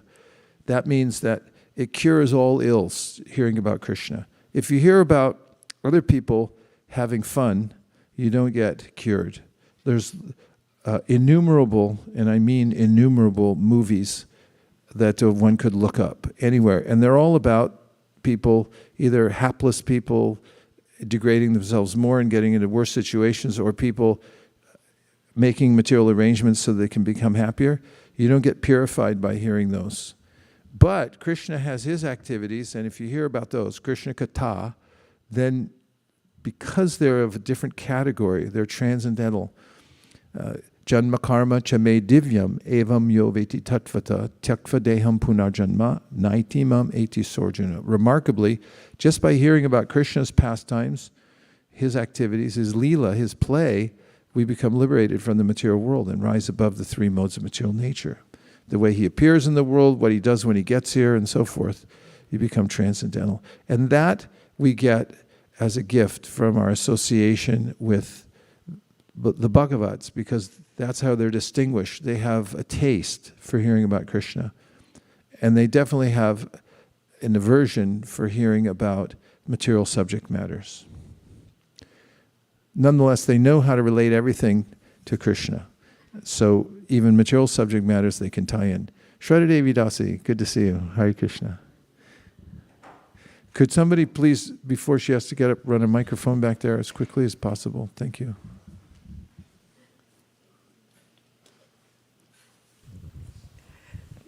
Thank you so much, Maharaj, and welcome back. Good to see you. So a couple of reflections. One I was just thinking was that Prabhupada wrote that very tiny booklet, which was Krishna, the Reservoir of Pleasure. And so the writing is just there on the wall, that Krishna is the reservoir of pleasure. Where else will you get the pleasure, except that you go to the reservoir over there? And then also, after the 4.9 verse that you quoted, there's the one which where Krishna says, Vitaraga bhaya krodha, manmaya mad upashitaha, bahava jnana tapasa, putam mad bhagamashitaha. So he talks about how one gets purified, and in the purport is talking about adav shraddha tatha sadhu-sanga. So I was also listening to the purport that you were reading, where it said that you take association of a devotee and you will remain happy forever. So, that's an amazing thing. Yeah. And yeah. Thank you. Nice evidence. And the reservoir of pleasure, before I go to Vaikuntha Nayaka Prabhu, it reminds me of an incident that I experienced. You didn't experience an incident? I had just joined the temple in San Francisco, and the first spot that I went to for book distribution was at a Market and Powell. You know where that is? Black Friday. So I would go down to Market and Powell, and we had at that time the book Reservoir of Pleasure. And I remember going around, and I think I was experimenting with different lines, and I'd show people, said, would you like a reservoir of pleasure? And there was this young couple, and I showed, would you like a reservoir of pleasure? And the young man pointed to his girlfriend and said, I already have my reservoir of pleasure. And I was thinking, that's the epitome of being misguided. Because well, the Bhagavatam goes into great detail, but that's the mindset, because I already have it. I have a reservoir of pleasure, but it doesn't work out. Grasping for what appears to be pleasure in the material world. Vaikuntha Nayaka Prabhu, please. Hare Krishna.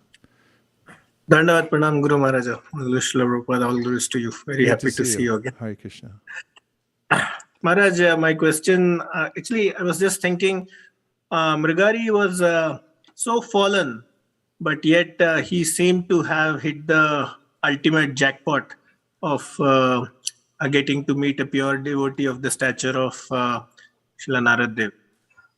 So I was wondering, how does that happen? Like, is there a qualification prerequisite to get the pure devotees association?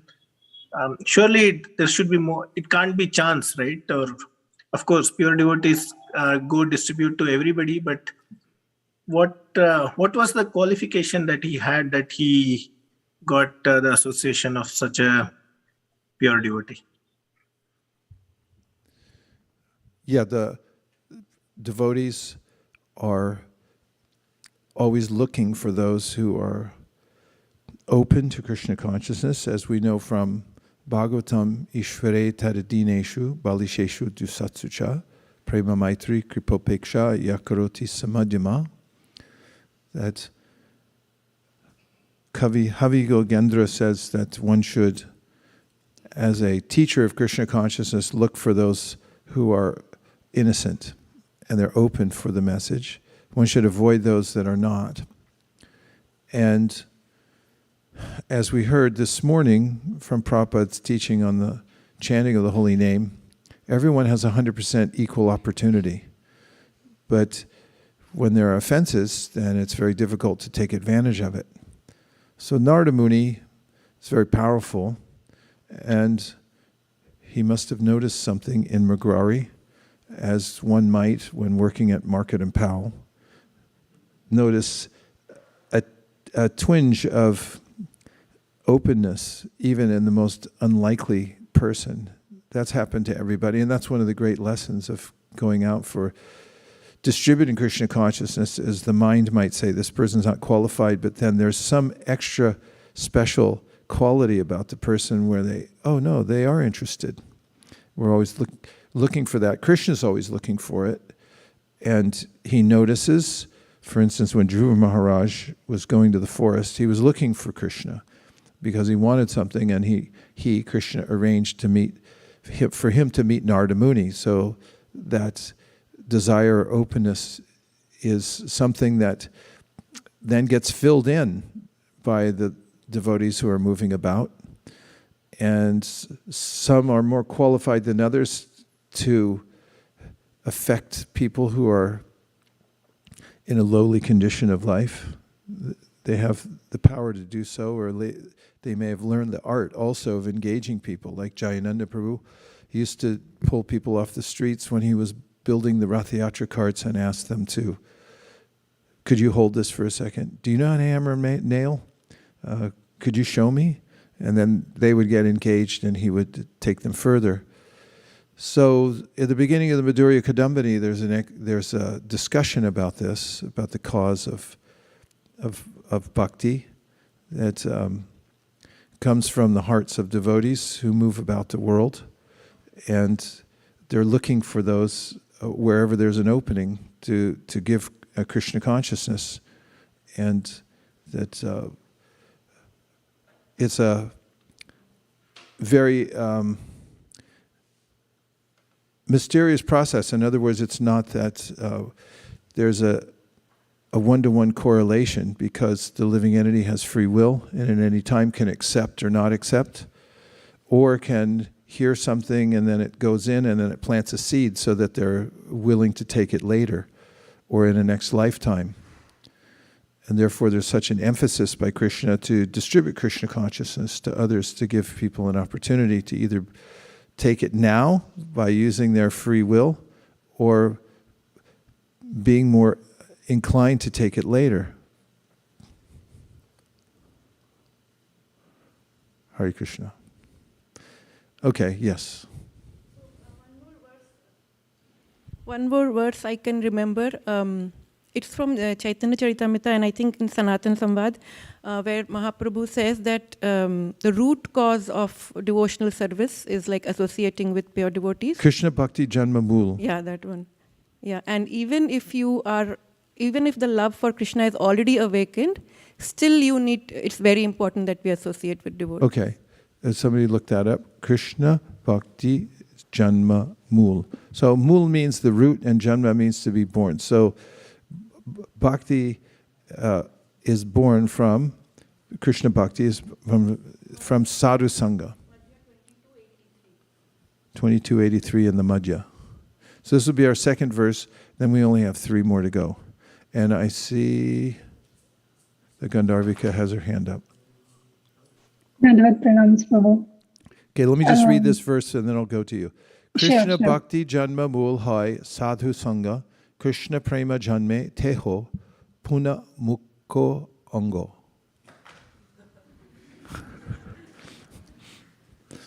Ami Bangla Boli.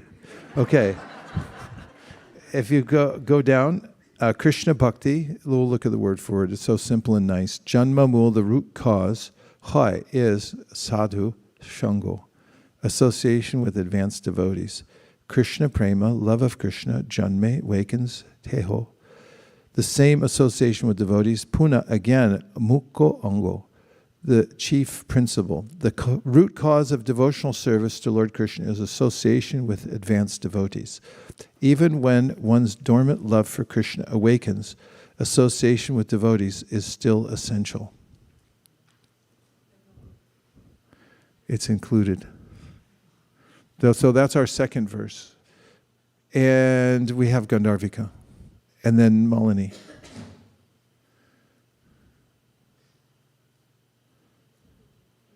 Tehumuka Ango. Gandharvika, please.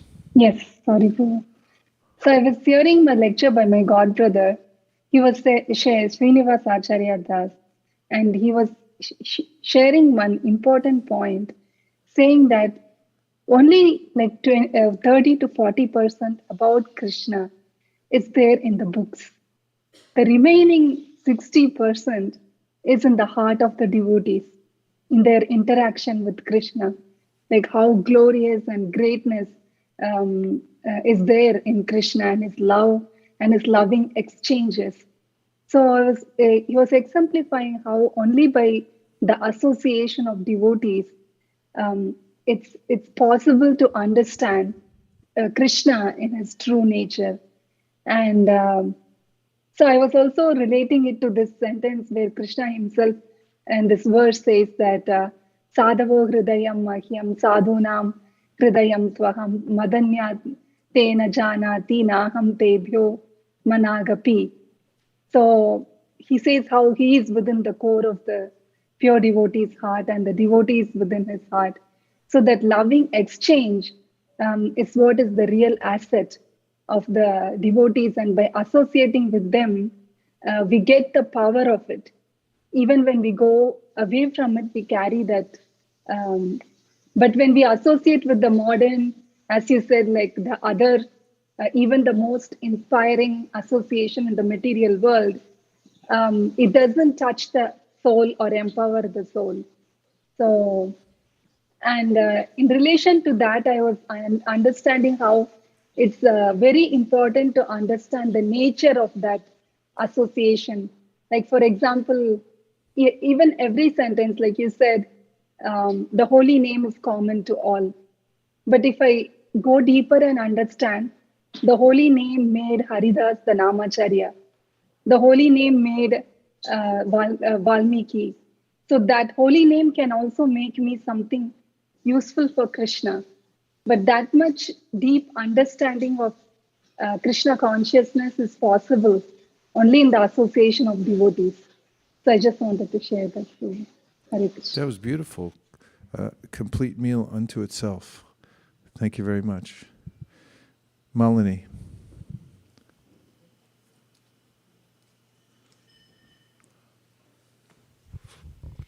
Prabhu, regarding the evidence, one more verse that I wanted to share was, this is from Prahlad's instructions. And he says, this is from 7.532.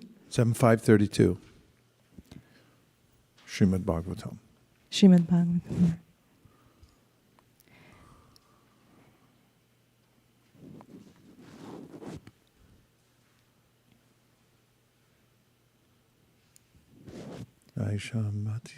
So, go ahead. Yes, Prabhu. So the translation of this, Prabhu, you want to read the Sanskrit? Go ahead. Naisham matistavadurukramanghrim sprishatyathar anarthapagamo yatartha mahiyasam padarajobhishekam nishkinchananam navrinita yavat. Unless they smear upon their bodies the dust of the lotus feet of a Vaishnava completely freed from material contamination, persons very much inclined toward the materialistic life cannot be attached to the lotus feet of the Lord, who is glorified for his uncommon activities. Only by becoming Krishna conscious and taking shelter at the lotus feet of the Lord in this way can one be freed from material contamination. One of the quintessential and very famous verses. And let's look at the purport. Becoming Krishna conscious brings about anartha apagama, the disappearance of all anarthas, the miserable conditions we have unnecessarily accepted. The material body is the basic principle of these unwanted, miserable conditions. The entire Vedic civilization is meant to relieve one from these unwanted miseries. But persons bound by the laws of nature do not know the destination of life, as described in the previous verse. Isha tantram urudham nibbadha. They are conditioned by the three strong modes of material nature. The education that keeps the conditioned soul bound life after life is called materialistic education. Srila Bhaktivinoda Thakur has explained that materialistic education expands the influence of Maya. Such an education induces the conditioned soul to be increasingly attracted to materialistic life and to stray further and further away from liberation from unwanted miseries. One may ask why highly educated persons do not take to Krishna consciousness. The reason is explained in this verse. Unless one takes shelter of a bona fide, fully Krishna conscious spiritual master, there is no chance of understanding Krishna. The educators, scholars, and big political leaders worshipped by millions of people cannot understand the goal of life and take to Krishna consciousness, for they have not accepted a bona fide spiritual master and the Vedas. Therefore, in the Mundaka Upanishad, it is said, Nayam atma pravachanena labhyo na medhaya na bahuna shrutena. One cannot become self-realized simply by having an academic education, by presenting lectures in an erudite way, pravachanena labhya, or by being an intelligent scientist who discovers many wonderful things. One cannot understand Krishna unless one is graced by the Supreme Personality of Godhead. Only one who has surrendered to a pure devotee of Krishna and taken the dust of his lotus feet can understand Krishna. First, one must understand how to get out of the clutches of Maya. The only means is to become Krishna conscious. And to become Krishna conscious, to become Krishna conscious very easily, one must take shelter of a realized soul, a Mahat or Mahatma, whose only interest is to engage in the service of the Supreme Lord. As the Lord says in Bhagavad Gita 9:13, Mahatmanas tumam bharata daivim prakritim ashrita bhajantyananya manaso gyatva bhutatim avyayam. O son of Pritha, those who are not deluded, the great souls are under the protection of the divine nature. They are fully engaged in devotional service because they know me as the Supreme Personality of Godhead, original and inexhaustible. Therefore, to end the unwanted miseries of life, one must become a devotee. Yasyasti bhaktir bhagavatiya kinchana sarvar gunais tatra samasate sura. One who has unflinching devotional faith in Krishna consistently manifests all the good qualities of Krishna and the demigods. Bhagavatam 5:18-12. Yasya devi parabhaktir yata devi tata garau tasyaite katita hirta prakashante mahatmana. Only unto those great souls who have implicit faith in both the Lord and the spiritual master are all the imports of Vedic knowledge automatically revealed. Shvetashvatara Upanishad, the Upanishad of the white mule. Yam evaisha vrinute tena labhyas tasyaisha atma vrivinute tanun swam. The Lord is obtained only by one whom he himself chooses. To such a person he manifests his own form, Mundaka Upanishad. These are Vedic injunctions. One must take shelter of a self-realized spiritual master, not a materially educated scholar or politician. One must take shelter of Nishkinchana, a person engaged in devotional service and free from material contamination. That is the way to return home back to Godhead. Okay, we need one more Pramanam verse to complete the 5. Prabhu?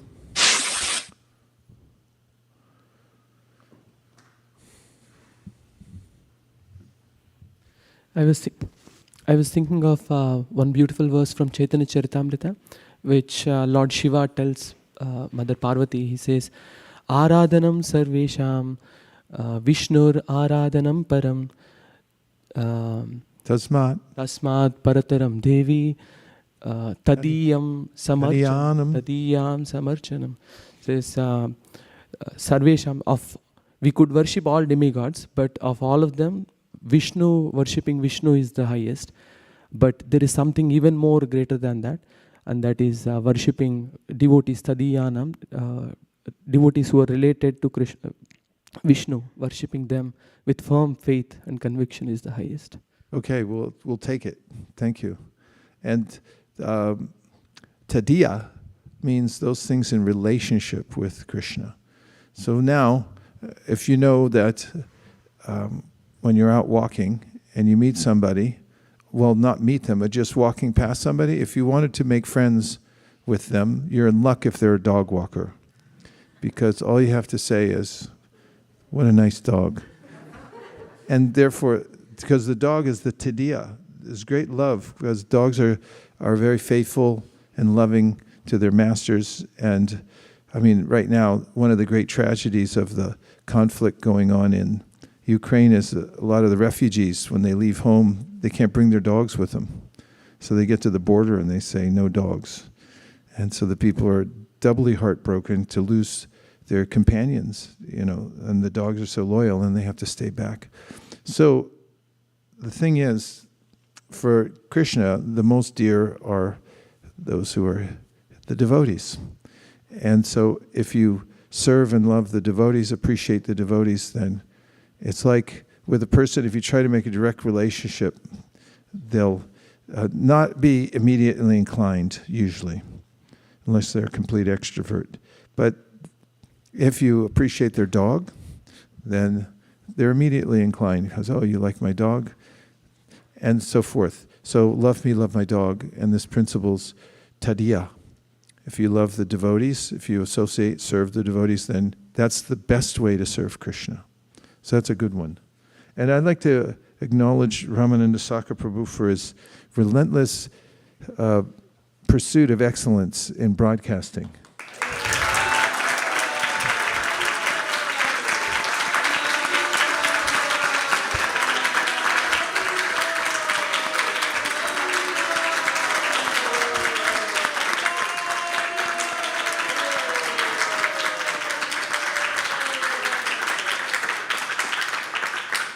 That's not what was on here, by the way.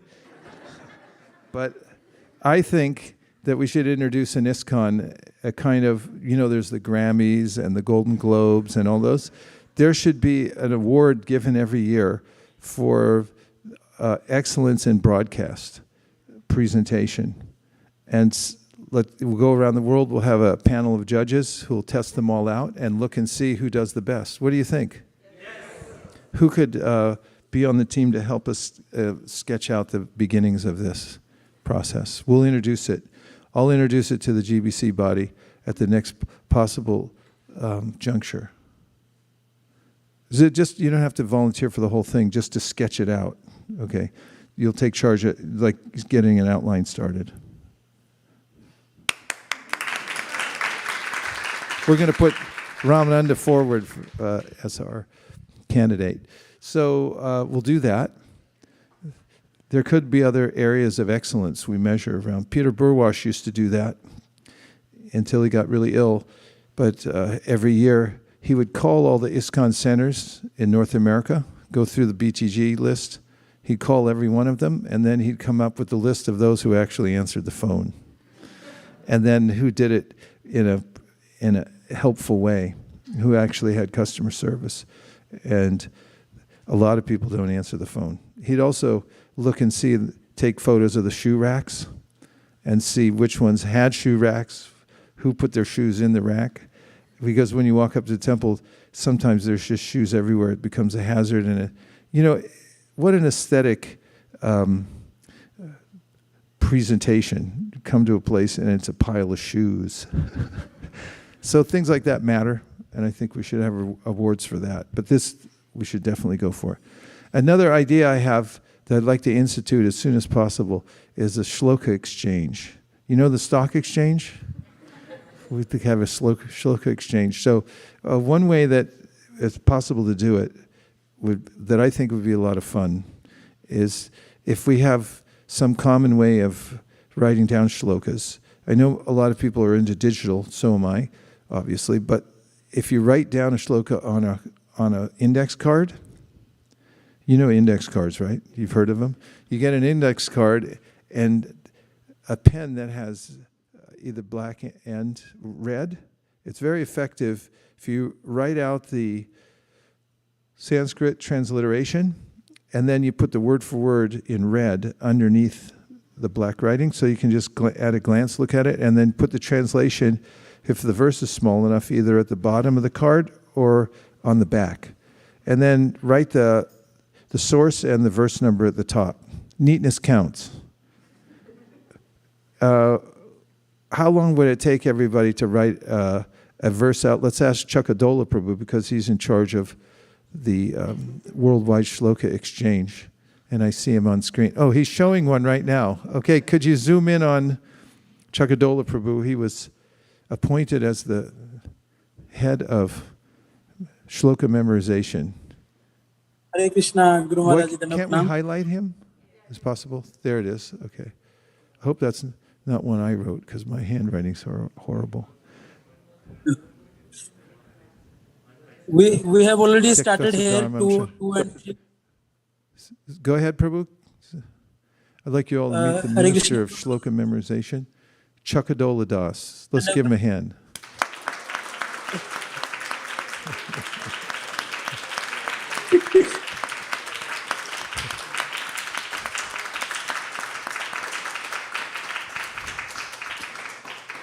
And if you join the Shloka Exchange, you'll have a similar effulgence coming from you as he does. Okay, what do you have there? Describe what you have. Yes, Guru Maharaj, you taught us this technique when you last time came to Vrindavan. And I have shared this technique in Noida, and people are loving this. And we have created 1,100 such index cards, and I have distributed to three or four my friends, and they are writing down the shlokas. And we have the plan to exchange it after 15 or 13 days. Okay. And this is the best way to memorize the shlokas, and everyone is loving this technique. Haribo. So my thought is, everyone pick a shloka that you really would like to learn. I'm going to suggest this, Chakadola Prabhu. You can ratify it as the minister. Everyone here could pick a shloka and then write it down in the format that was mentioned there. And then we'll bring it in and we can have an exchange. You trade your shloka with somebody else, and then you come back and you trade it with other people. It could get more elaborate in the way we track, where they are, but at least that could be a good start. Chakadola Prabhu, what do you think? Yes, Guru Maharaj. This way we can know which are the important shlokas people are memorizing, because sometimes they listen to different lectures and they get the different references which we don't have. Yeah. Okay. So we can get more sophisticated as we go, but it would be nice to start a shloka exchange here, and then we can start them in other places too. We can have exchanges all over the world. We can have a little newsletter that tracks how many, but Noida's way ahead. So everybody better get cracking. They got 1,100 in Noida already. And you see all those books behind Prabhu? Can you see that? He's memorized all that. So everybody get moving. Actually, we set up a system on Quizlet. Is that what it's called? And on Quizlet, then it's really a nice place electronically to load. So Chakadola Prabhu has been helping load a lot of Quizlet things on. So we can also share a lot of the decks that he's creating through the Quizlet program for those who want it. But the index cards are really nice because you carry them in your pocket. And one of the benefits of carrying these index cards with you is, there's an aesthetic to it. First of all, writing the verse down. Sometimes you have to write it over again because you make a mistake and you just can't live with it and cross it out. So you have to do it again. Or whatever way you create the card, you have a little more skin in the game with each card. Then, of course, there's your own personal handwriting, which says a lot about a person. You can look at people's personalities through it, whether they should have been a doctor, perhaps. And then, and then there's the way that when you have a card with you, you don't have to worry about going through security. You can carry it wherever you go, and you can pull it out at intervals. I find that most of the day is, especially in traveling, is gaps. There's gaps everywhere. And if you get in the habit of pulling out the card rather than going to your phone, because most people, and we tested this when we were leaving for London a few weeks ago, Nirakula and I were sitting in the departure lounge, and we looked around. There must have been about 300 people in the lounge, and I surveyed everyone. Not one person, I should say every single person, was hunched over looking at their screen. And it's a way that a lot of people just fill in the gaps. And I don't know how many people have Quizlet or shlokas on there, but my sense is that most people are just looking through anything randomly, which is not super productive for the brain or for helping one. But if you have cards and you have your Quizlet lined up with your verses on it, then it can become such a joy. And it's like, oh, take your time. I need a little more time with this. When you get absorbed in actually learning a verse and committing it to memory, it's also one of the best ways to grow your brain to memorize verses, because the brain has plasticity, and it actually grows new synapses. Even people who have full-blown Alzheimer's, now it's being proved, if they stay engaged and they grow more synapses, they can bypass the actual process of succumbing to complete disorientation through Alzheimer's. So it's a good practice physically, and also just it's a joy to know these verses, and then to be able to present them off the top of one's head, because you're always learning these most key verses. It's a tradition in our line. We're like doctors, right? Say yes. And so we're supposed to know or lawyers even. We're supposed to know verses and you know where everything is, and we're supposed to be able to delve it out, if that's a proper verb formation, to other people. So the shloka exchange is now open. We've got authorization from our shloka minister, Chakadola Prabhu, in the leading temple in shloka exchange, which is at 1100 right now. And so could everybody do that? By when do you think you'd have a shloka ready to exchange with others? Tomorrow. Okay, that sounds good. Yes, Sikeshri. Hey, don't take 7 minutes and 32 seconds to write a shloka. Prabhu, I just want to mention that Shamarupa Prabhu has a WhatsApp group called Weekly Shloka. Yes. And every week we have to memorize and we have to post our recording. And I remember that I probably learned about 20 shlokas, and I mean, very regularly for 20 weeks, I think I did. And of course, had to drop and we have to start back again. But I remember that since I memorized the shloka, as soon as I enter, I would my mind automatically will pick a particular shloka. And while I'm looking at Madan Mohan, I have never done that ever in my life. Because I had the shlokas, everything in my head, I knew the meaning of it. So I look at Krishna, it could be Aradhyo, Bhagavan, Rajeshatanayas. Every thing, like it could be the beautiful form, or it could be the jewelry, or it could be the flower. I would remember the shloka, and I was just I have to say I was enjoying reciting the shlokas to Krishna. So I absolutely love the thought. This is definitely a way to enjoy life, is to become absorbed in the Shastra. And there's so many beautiful poems and verses and so forth. If somebody wants to think about it a little more, about ways in which they could be exchanged, and you could set up some sort of gaming element to the whole thing. Or at least maybe they could be numbered and indexed. I don't know. What do you think? I was just thinking that if we can break up by topics, for example, like today we discussed association of devotees. So maybe 1 week or 1 month we can have just about association of devotees. We can pick up all different verses, and then next session we can have another topic. And so that way we will know, because when you ask questions, so our mind will be faster. Okay, we learned during the association of devotees, so we can reply back. Okay. There's possibility devotees will do the same ones, but that's okay too. Yeah.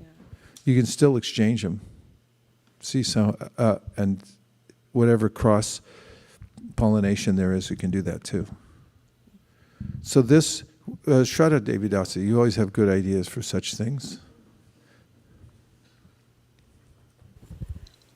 Maharaj, continuing on with what Shamlangi Mataji said about topics, and you mentioned about indexing, I was thinking that to bring in the gaming aspect to it, we could even have pairs, like somebody's going to bring up shlokas on anger, and somebody else has shlokas on how you can be a dhira. So you exchange, those kind of opposites, or maybe form pairs and groups like that to just bring. Well, maybe let's brainstorm it a little bit, and you could write down we'll write down different ideas. For now, we could just start in this way, and then whatever ideas we have, could we have like a Google Doc or something that everyone can contribute to?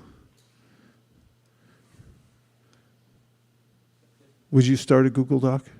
And then who would send it out to everybody? Okay. Okay, there it is. Now we have a couple of quick announcements about the Bhakti community and also about book distribution, and Pavani Bhakti will start.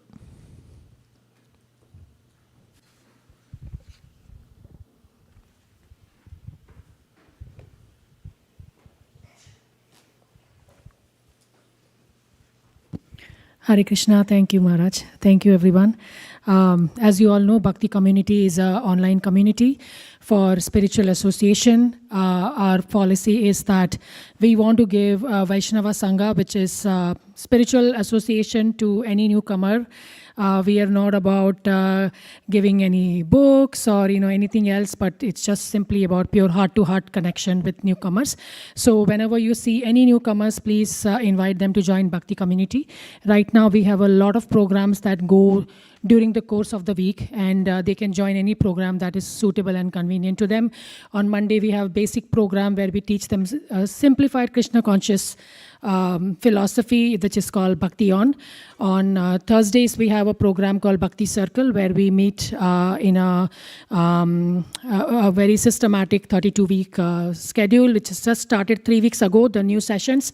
We have done 3 sessions so far. First was the harmonizing body, mind and spirit.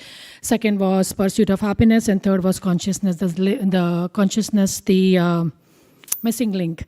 So those were 3 topics. The next topic is actually, if you have missed already the 3 chapters, it's okay.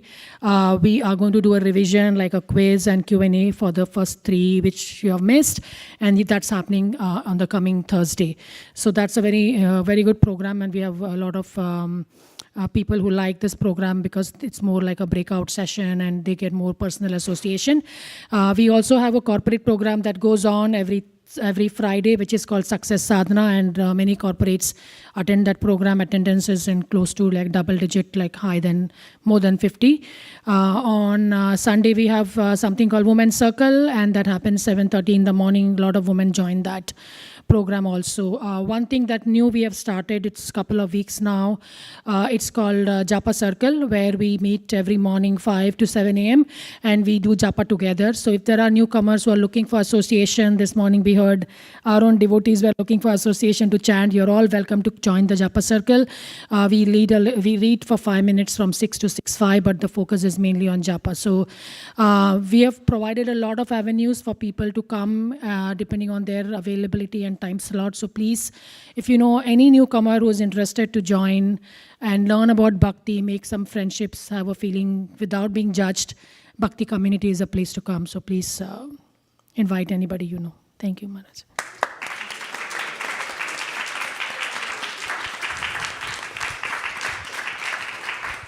And now we have Malini Devi Dasi talking about Team ISV Sankirtan. Haribo. Hare Krishna. We made our MSF offering to Lord Ramachandra last Sunday, and we have started our next MSF for Lord Nrsingadev. And this will be an offering for Lord Nrsingadev on Narsingha Chaturdashi. And our goals for this MSF are to distribute at least 25 Srimad Bhagavatam sets by Narsingha Chaturdashi, And we also want to meditate on the pastimes of Lord Nrsingadev by reading from the 7th canto of Srimad Bhagavatam. Some sections we can read. And then we were also thinking of memorizing one verse from Prahlad Maharaj's prayers, but I think it fits very well with the shloka exchange as well now. So probably we can do one verse from Prahlad's prayers and exchange. Why don't we do that then? Because the 9th chapter is rife, R-I-F-E, with very important shlokas. Yes, Prabhu. Okay. Anybody who wants to copy those down, starting with Shri Paradu Vacha, everyone can do, and then we'll have an exchange. Yes, Prabhu. Oh, okay. So that was one of that was a third goal. So, and we also wanted to say that we will continue door to door to Western team and different locations in Bay Area, Cupertino. Then we'll have Fremont, then Dublin, and Western Sankirtan team. They're going to a lot of locations. San Francisco and Indian stores. And we would also like to hear something from the kids team who went out last weekend door to door. Maybe Kameshwari, you can share something that was memorable.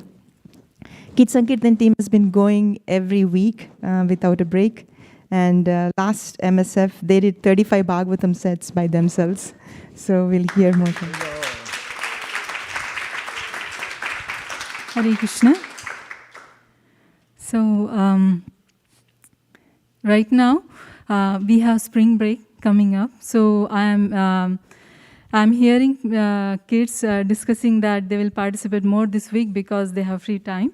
So we are hoping for more participation. But lately I have seen younger kids participate more than older kids. And I remember kids were discussing about Nrsingadev pastimes.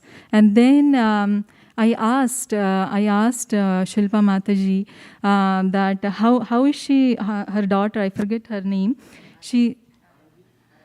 No, I'm talking about the Fremont team. So, sorry, Deepika Mataji's daughter. And then she said that I just learned this pastime from my mom. And I was wondering, Mataji, how did you teach her? You know, she cooked, she did her yoga classes, I don't know what, all the things. And then she came for Sankirtan. And then she said she wanted to be ready with something to narrate on Sankirtan. And so she learned the Nrsingadev pastime. And then she narrated Nrsingadev pastime so nicely, Prahlad Maharaj story. I felt really purified hearing that. And so did the recipients of the books. So it is really, really endearing to hear from the little ones. And I would like to request all the parents to encourage the kids to participate. Hare Krishna.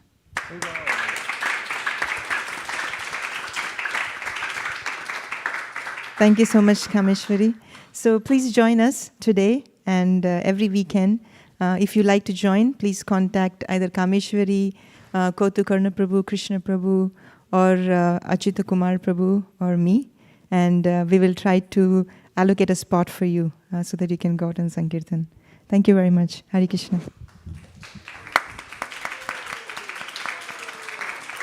And now we'll have our Guru Puja. So we'll be moving all the asanas away and assembling before His Divine Grace, A.C. Bhaktivedanta Swami Prabhupada. Thank you, everyone who's joined us. We're still live. We'll stay live until the prasadam time. Hare Krishna. Vancha kalpadruvascha kripa sindhaveva cha patitanam pavanibhyo vaishnavebhyo namo namaha nanta koti vaishnaviniki jai. Ooh. Jai.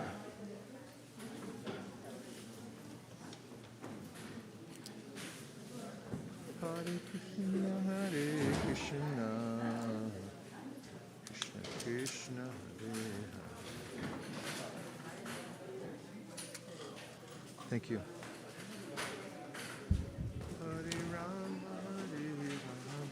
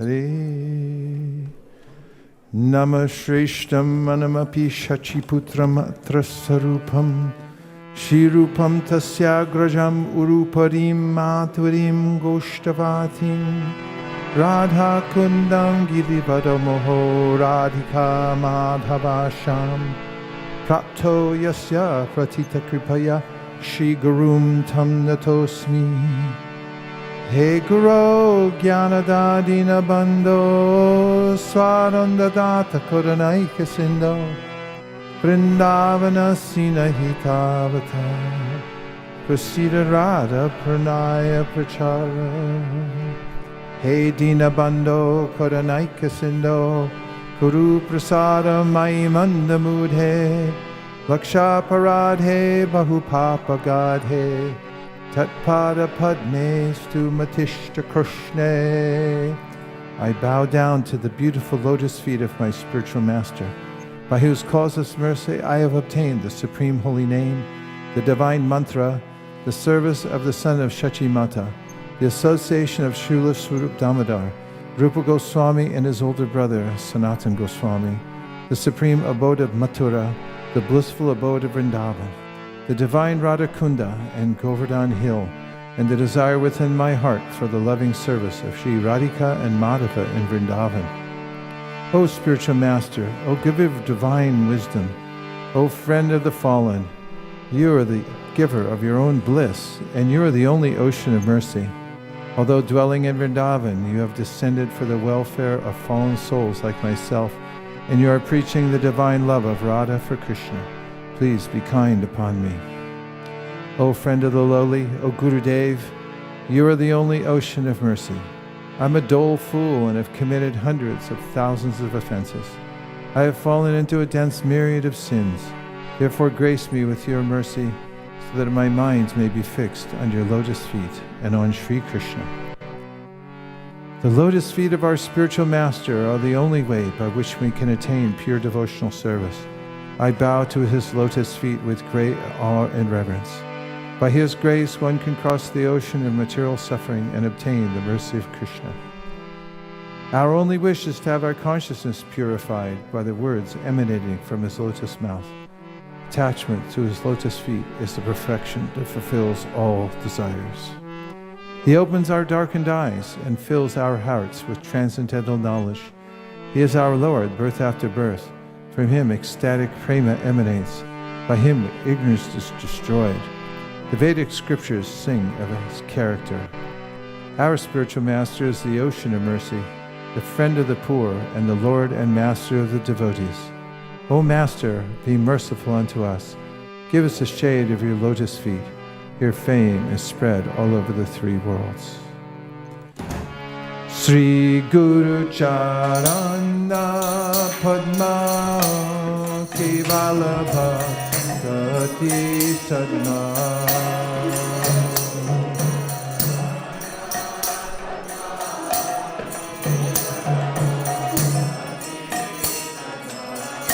Bando Mui Sabadanu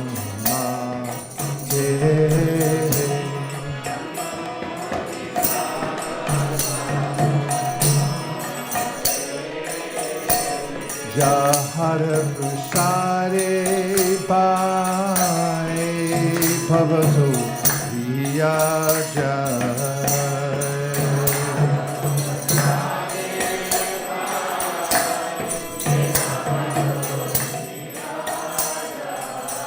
Krishna Prapti Hoy Jaha Hoy Te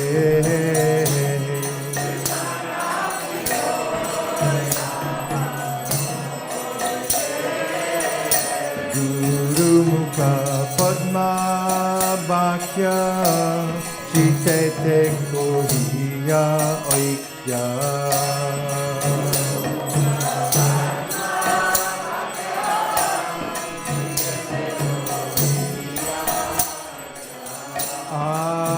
Anakori ho mani aksha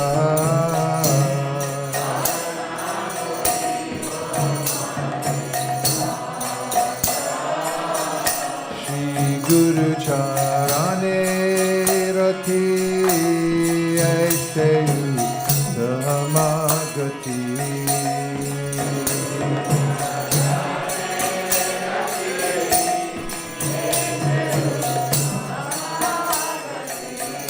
Jai Prasade Pure Sarva Vasha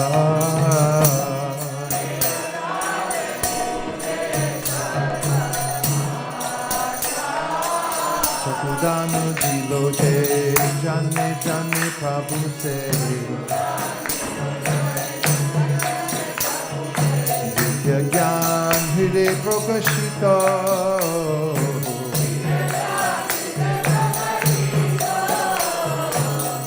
Bhakti ja hoite abhidya vinasa jate Dere gai jahara charita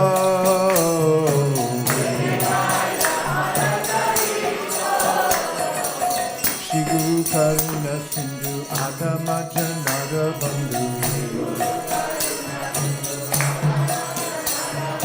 Lokana Lokera Jivana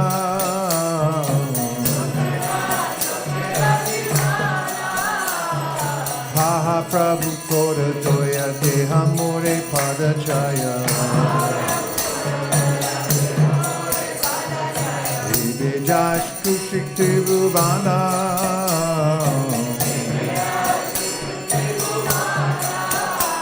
Nama Om Vishnu Padaya Krishna Prishtaya Bhutale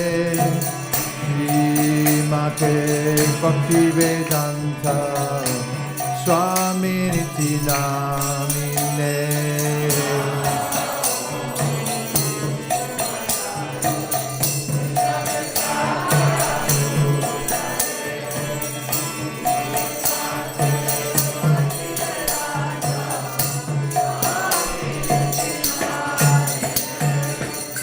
Namaste Saraswate Deve Gauravani Pracharine Nivishesha Shunyavadi Paschatyarishatanine.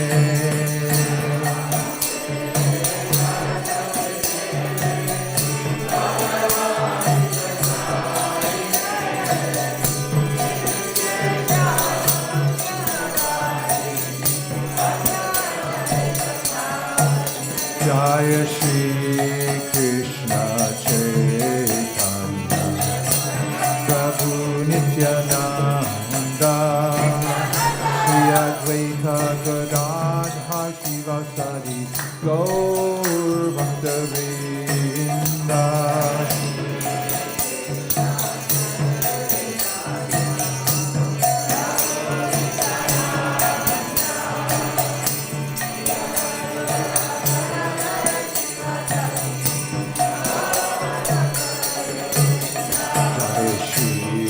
Krishna Chaitanya Prabhu Nityananda Shri Advaita Gadadhar Shivasari Gaur Bhakta-vrinda.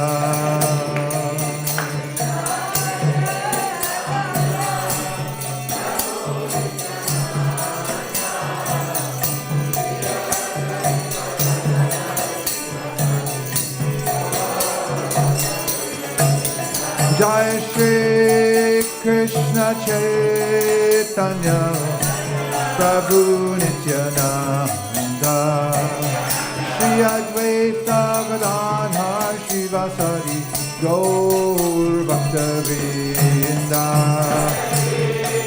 Jai Shri Panchatattva ki jai, Shri Chaitanya Mahaprabhu ki jai, Shri Nityananda Prabhu ki jai.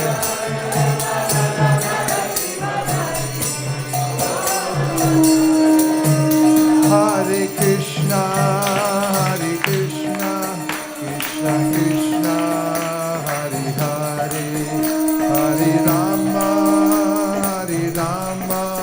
Rama Rama, Hare Hare.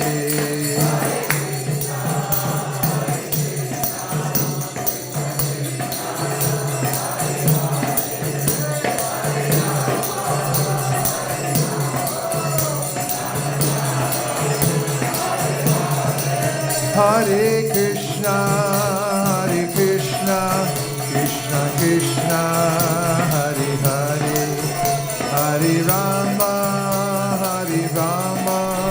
Rama Rama, Hare Hare.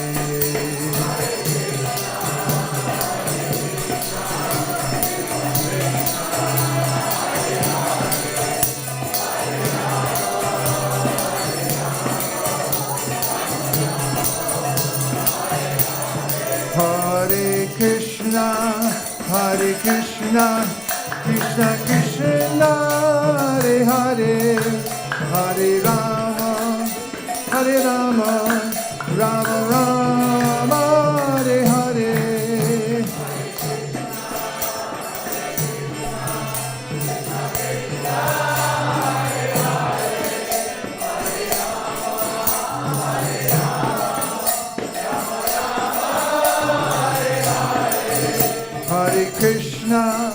Hare Krishna, Krishna Krishna, Hare Hare, Hare Rama,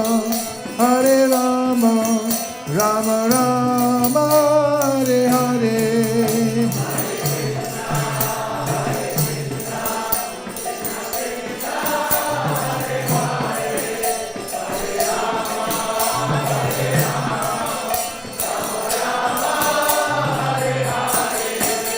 Hare Krishna, Krishna Krishna, Hare Hare, Hare Rama, Rama Rama, Hare Hare.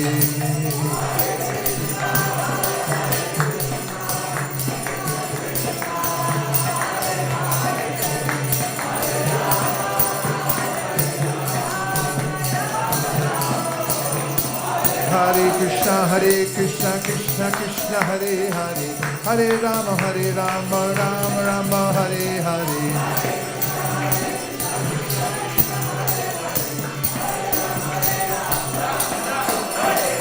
Hare Krishna, Krishna Krishna, Hare Hare, Hare Rama, Rama Rama, Hare Hare.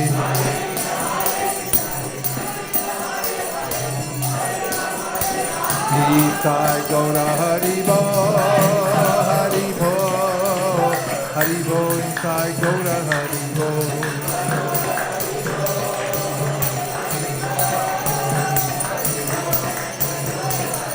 Jaya Jaya Prabhupada, Prabhupada, Prabhupada, Jaya Jaya Prabhupada.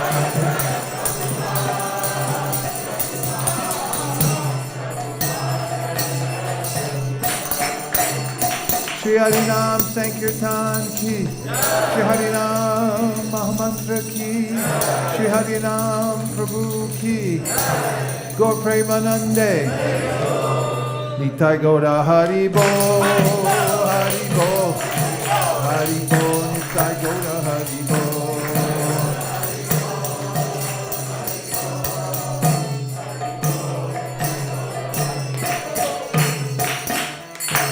Jai Om Vishwapad Paramahamsa Privrajagacharya Ashtotarasdashi Shimad Bhai Charanad Avinda Bhaktivedanta Swami Maharaj Srila Prabhupada Ki Jai. Jai Om Vishwapad Paramahamsa Privrajagacharya Ashtotarasdashi Shimad Srila Bhakti Siddhanta Saraswati Goswami Maharaj Ki Jai. Ananta Kuldev Vaishnavini Ki Jai. Namacharya Srila Haridas Thakur Ki Jai. Prem Zagaho Shri Krishna Chaitanya Prabhu Nityananda Sri Advaita Gadadhara Shivasari Gaur Bhakti Ki Jai. Sri Sri Radha Krishna Gopinath Shamakund Radhakund Giri Govardhan Ki Jai. Sri Vrindavan Nam Ki Jai. Sri Mayapur Navadip Dham Ki Jai. Sri Jagannath Puri Dham Ki Jai. Tulsi Devi Bhakti Devi Ki Jai. Jamuna Devi Ganga Devi Ki Jai. Sambeta Bhaktivinoda Ki Jai. All glories to the assembled devotees. All glories to the assembled devotees. All glories to the assembled devotees. Go Premanande Haribo. Thank you everyone for coming to the Hare Krishna temple. Because here we get purified by the transcendental sound vibration in the atmosphere and by prasadam. And then we can do good for ourselves and do good for others. And especially thanks for those who are running the broadcast system here at ISV, making the transcendental vibration and the Association of Temple devotees contiguous, available to everybody online. Is anybody still online? Haribo!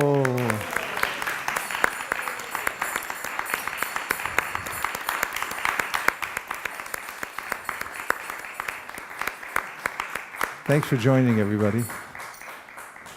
And today, we feature Krishna Prasadam here at the temple. We'd like to make it available to everybody online also somehow.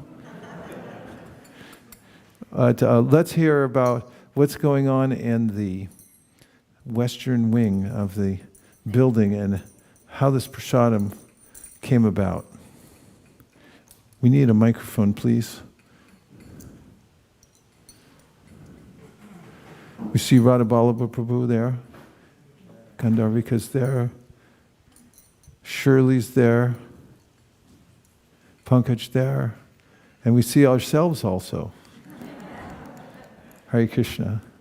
Hare Krishna. Today's prasadam was cooked under the supervision of Srimati Radharani by Yashoda Kripa Prabhu, Purushottam Gauranga Prabhu, Suyash Prabhu, and Rama Priya Prabhu. And today's prasadam is 100% vegan and nothing is fried. Haribo!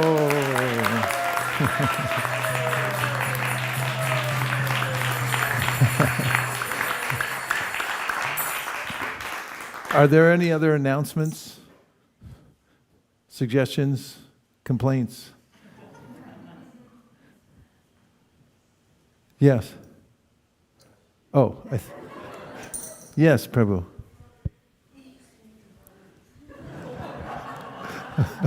We have Hare Krishna devotees. So we have experimented with an A board, which is like a small display, like a shop A board, with an Braj Vilasini Mataji, she used the liquid chalk to put attractive designs and some good messages. That was very helpful, we thought. And we tried it in a farmer's market, and people were stopping by and really looking at it, inquiring, what is it? Right? And they were coming by themselves. Even I don't know what it is. What's an A board? It's just like an easel. Oh, it's shaped like an A. Yeah, it's like an A. So and you write stuff on it? Yeah. Both sides. Okay. And then we also using the display very successfully. So we have books of different kinds, so it looks attractive. And as soon as anything runs out, we fill it with something else. So other thing we realized is having tulsi beads from Vrindavan also helped. Some people want tulsi beads. So they just take the tulsi beads and they just start chanting as beautiful. just like that.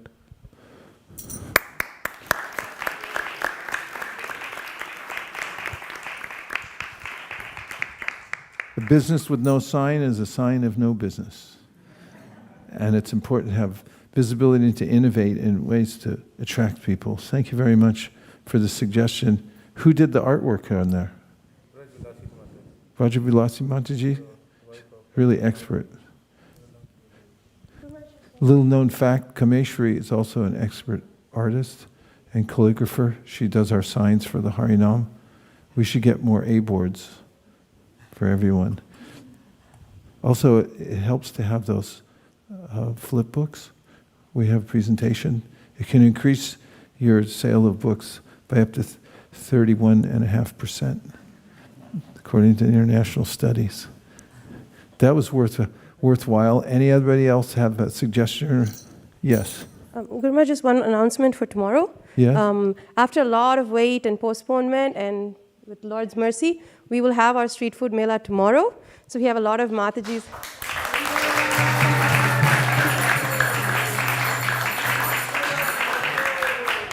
We have a lot of Matajis who are working really hard to set up stalls tomorrow. We will have a lot of variety out there from 1:30 to 3 before our Sunday lectures start. So please come hungry, looking for prasadam. We will take good care of you. Hope to see you all tomorrow. It's going to be here. Hopefully in the parking lot. If it's raining, we'll be inside. So don't worry, just come on in. And please come and support us. Everything they're doing is to raise funds to dress the deities. So it's an honorable cause. Please come and support us. Hare Krishna.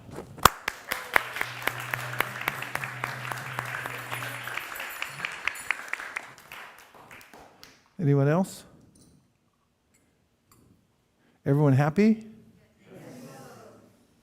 That's good. It's a sign of being absorbed in spiritual life. We just came back. We were on a little vacation. We went first to London, and I'd like to say that the devotees there are very enthusiastic for book distribution all over England. And from there we went to France, and there's a place called New Mayapur, many acres of land and a big castle. And it's the first place. I went there in 1985, as it turns out, and I met Indradyumna Maharaj there for the first time. I'd never met him before, but it was in 1985. We were remembering that the other day. And New Mayapur Dham, there's a devotee there named Gopaswami Das. He lives there with his wife, whose name is, can't remember right now, but they live very simply on the land and are growing some things there and look very effulgent. He was a medical doctor, and she had some profession also, but they're sort of in the Vanaprastha days of their life and live in a very Vanaprastha-esque house. It's a little mud hut. He has one, she has one, and they've made scenes of Vrindavan all around their little homes, little miniature Radhakund, Shamakund, Govardhan Hill, put characters up there. You come to the morning program every single day. And we met many devotees from France, and they were very pleasant. We also all got to go out on Sankirtan in France. And you know that expectation is the mother of disappointment? Well, it was the opposite there, because I had always felt that French people were the most difficult to approach. But as it turned out, they were really sweet. We had big Sankirtan there, and then also in a town called Tours, there's a restaurant and a little preaching place. It's called Gopal's. And that was a place that we were quite impressed with. Then we went back to London for about 5 days, I think, and had unabated fun being with the devotees there at the Bhaktivedanta Manor, going on Sankirtan downtown and visiting various people all around the London area. Did we do anything else?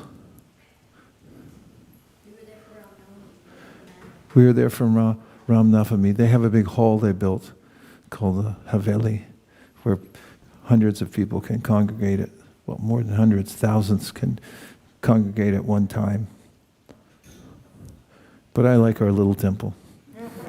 It's good. Really, we're really happy to be back. And thank you very much, everybody, for wholeheartedly embracing the services that you have to Sri Chaitanya Mahaprabhu's mission. I must say that there's a lot of appreciation for what you do around the world. Devotees have noticed your wholehearted devotion to not just book distribution, but also to hearing and chanting. And thank you for being such exemplars of how to be Krishna conscious in the world. Hare Krishna. Gaur Premanand. I'll just say one other thing, and that is that it was a retreat in France. It was 5 days of full immersion in hearing and chanting, and everyone came to all the programs and felt very enlivened. And I just saw this morning when I woke up that what's the name of the company that's putting on the retreat? Huh? Mukharvinda, what is Divyanam's company? Inner Yoga Retreats. It's run by Divyanam Prabhu. Anyway, that was his first shot at doing a retreat, and it was very successful. Got a lot of help from Mukharvinda Prabhu also. And he's putting on a retreat for us in Jagannath Puri and in Mayapur coming up on the 23rd. And I saw the flyer this morning. He asked me to review it. Hopefully I'll be able to review it and get it out in the next day or so, announcing the registration for a retreat in December 23rd, for those who are anywhere from 12 to 25. It's a youth retreat. Hare Krishna. Gaur Premananda Haribol. Chari Dadvijja Jodendriya Tahe Kaha Jive Pele Vishaya Sagore Dharma Je Jivayati Loba Muisudumati Take Jeta Katita Sanshare Krishna Bododoya Moy Gori Bare Chihwa Jai Shra Prasad Anna Diloba Shayanamrita Pao Radha Krishna Guna Gao Preme Dako Shri Chaitanya Nihitai Preme Dako Shri Chaitanya Nihitai Mapshare Govinde Nam Brahmani Vaishnave Sapunyavatam Rajan Vishvaso Navijaya Prasade Sarvadukanam Hanirasya Pujayate Prasanate Tato Yashu Puri Parya Vatishtate Tvayopa Bhukta Shoganda Vasulankar Charchitaha Uchishta Bojino Dasas Tavamayam Jayemahi. Simply by decorating ourselves with the garlands, fragrant oils, clothes and ornaments that you, Krishna, have already enjoyed, and by eating the remnants of your meals, we, your servants, will indeed conquer your illusory energy. Everyone who likes this statement, please sing. Nitai Gaura Haribo, Haribo, Haribo, Nitai Gaura Haribo, Nitai Gaura Haribo, Haribo, Haribo, Nitai Gaura Haribo.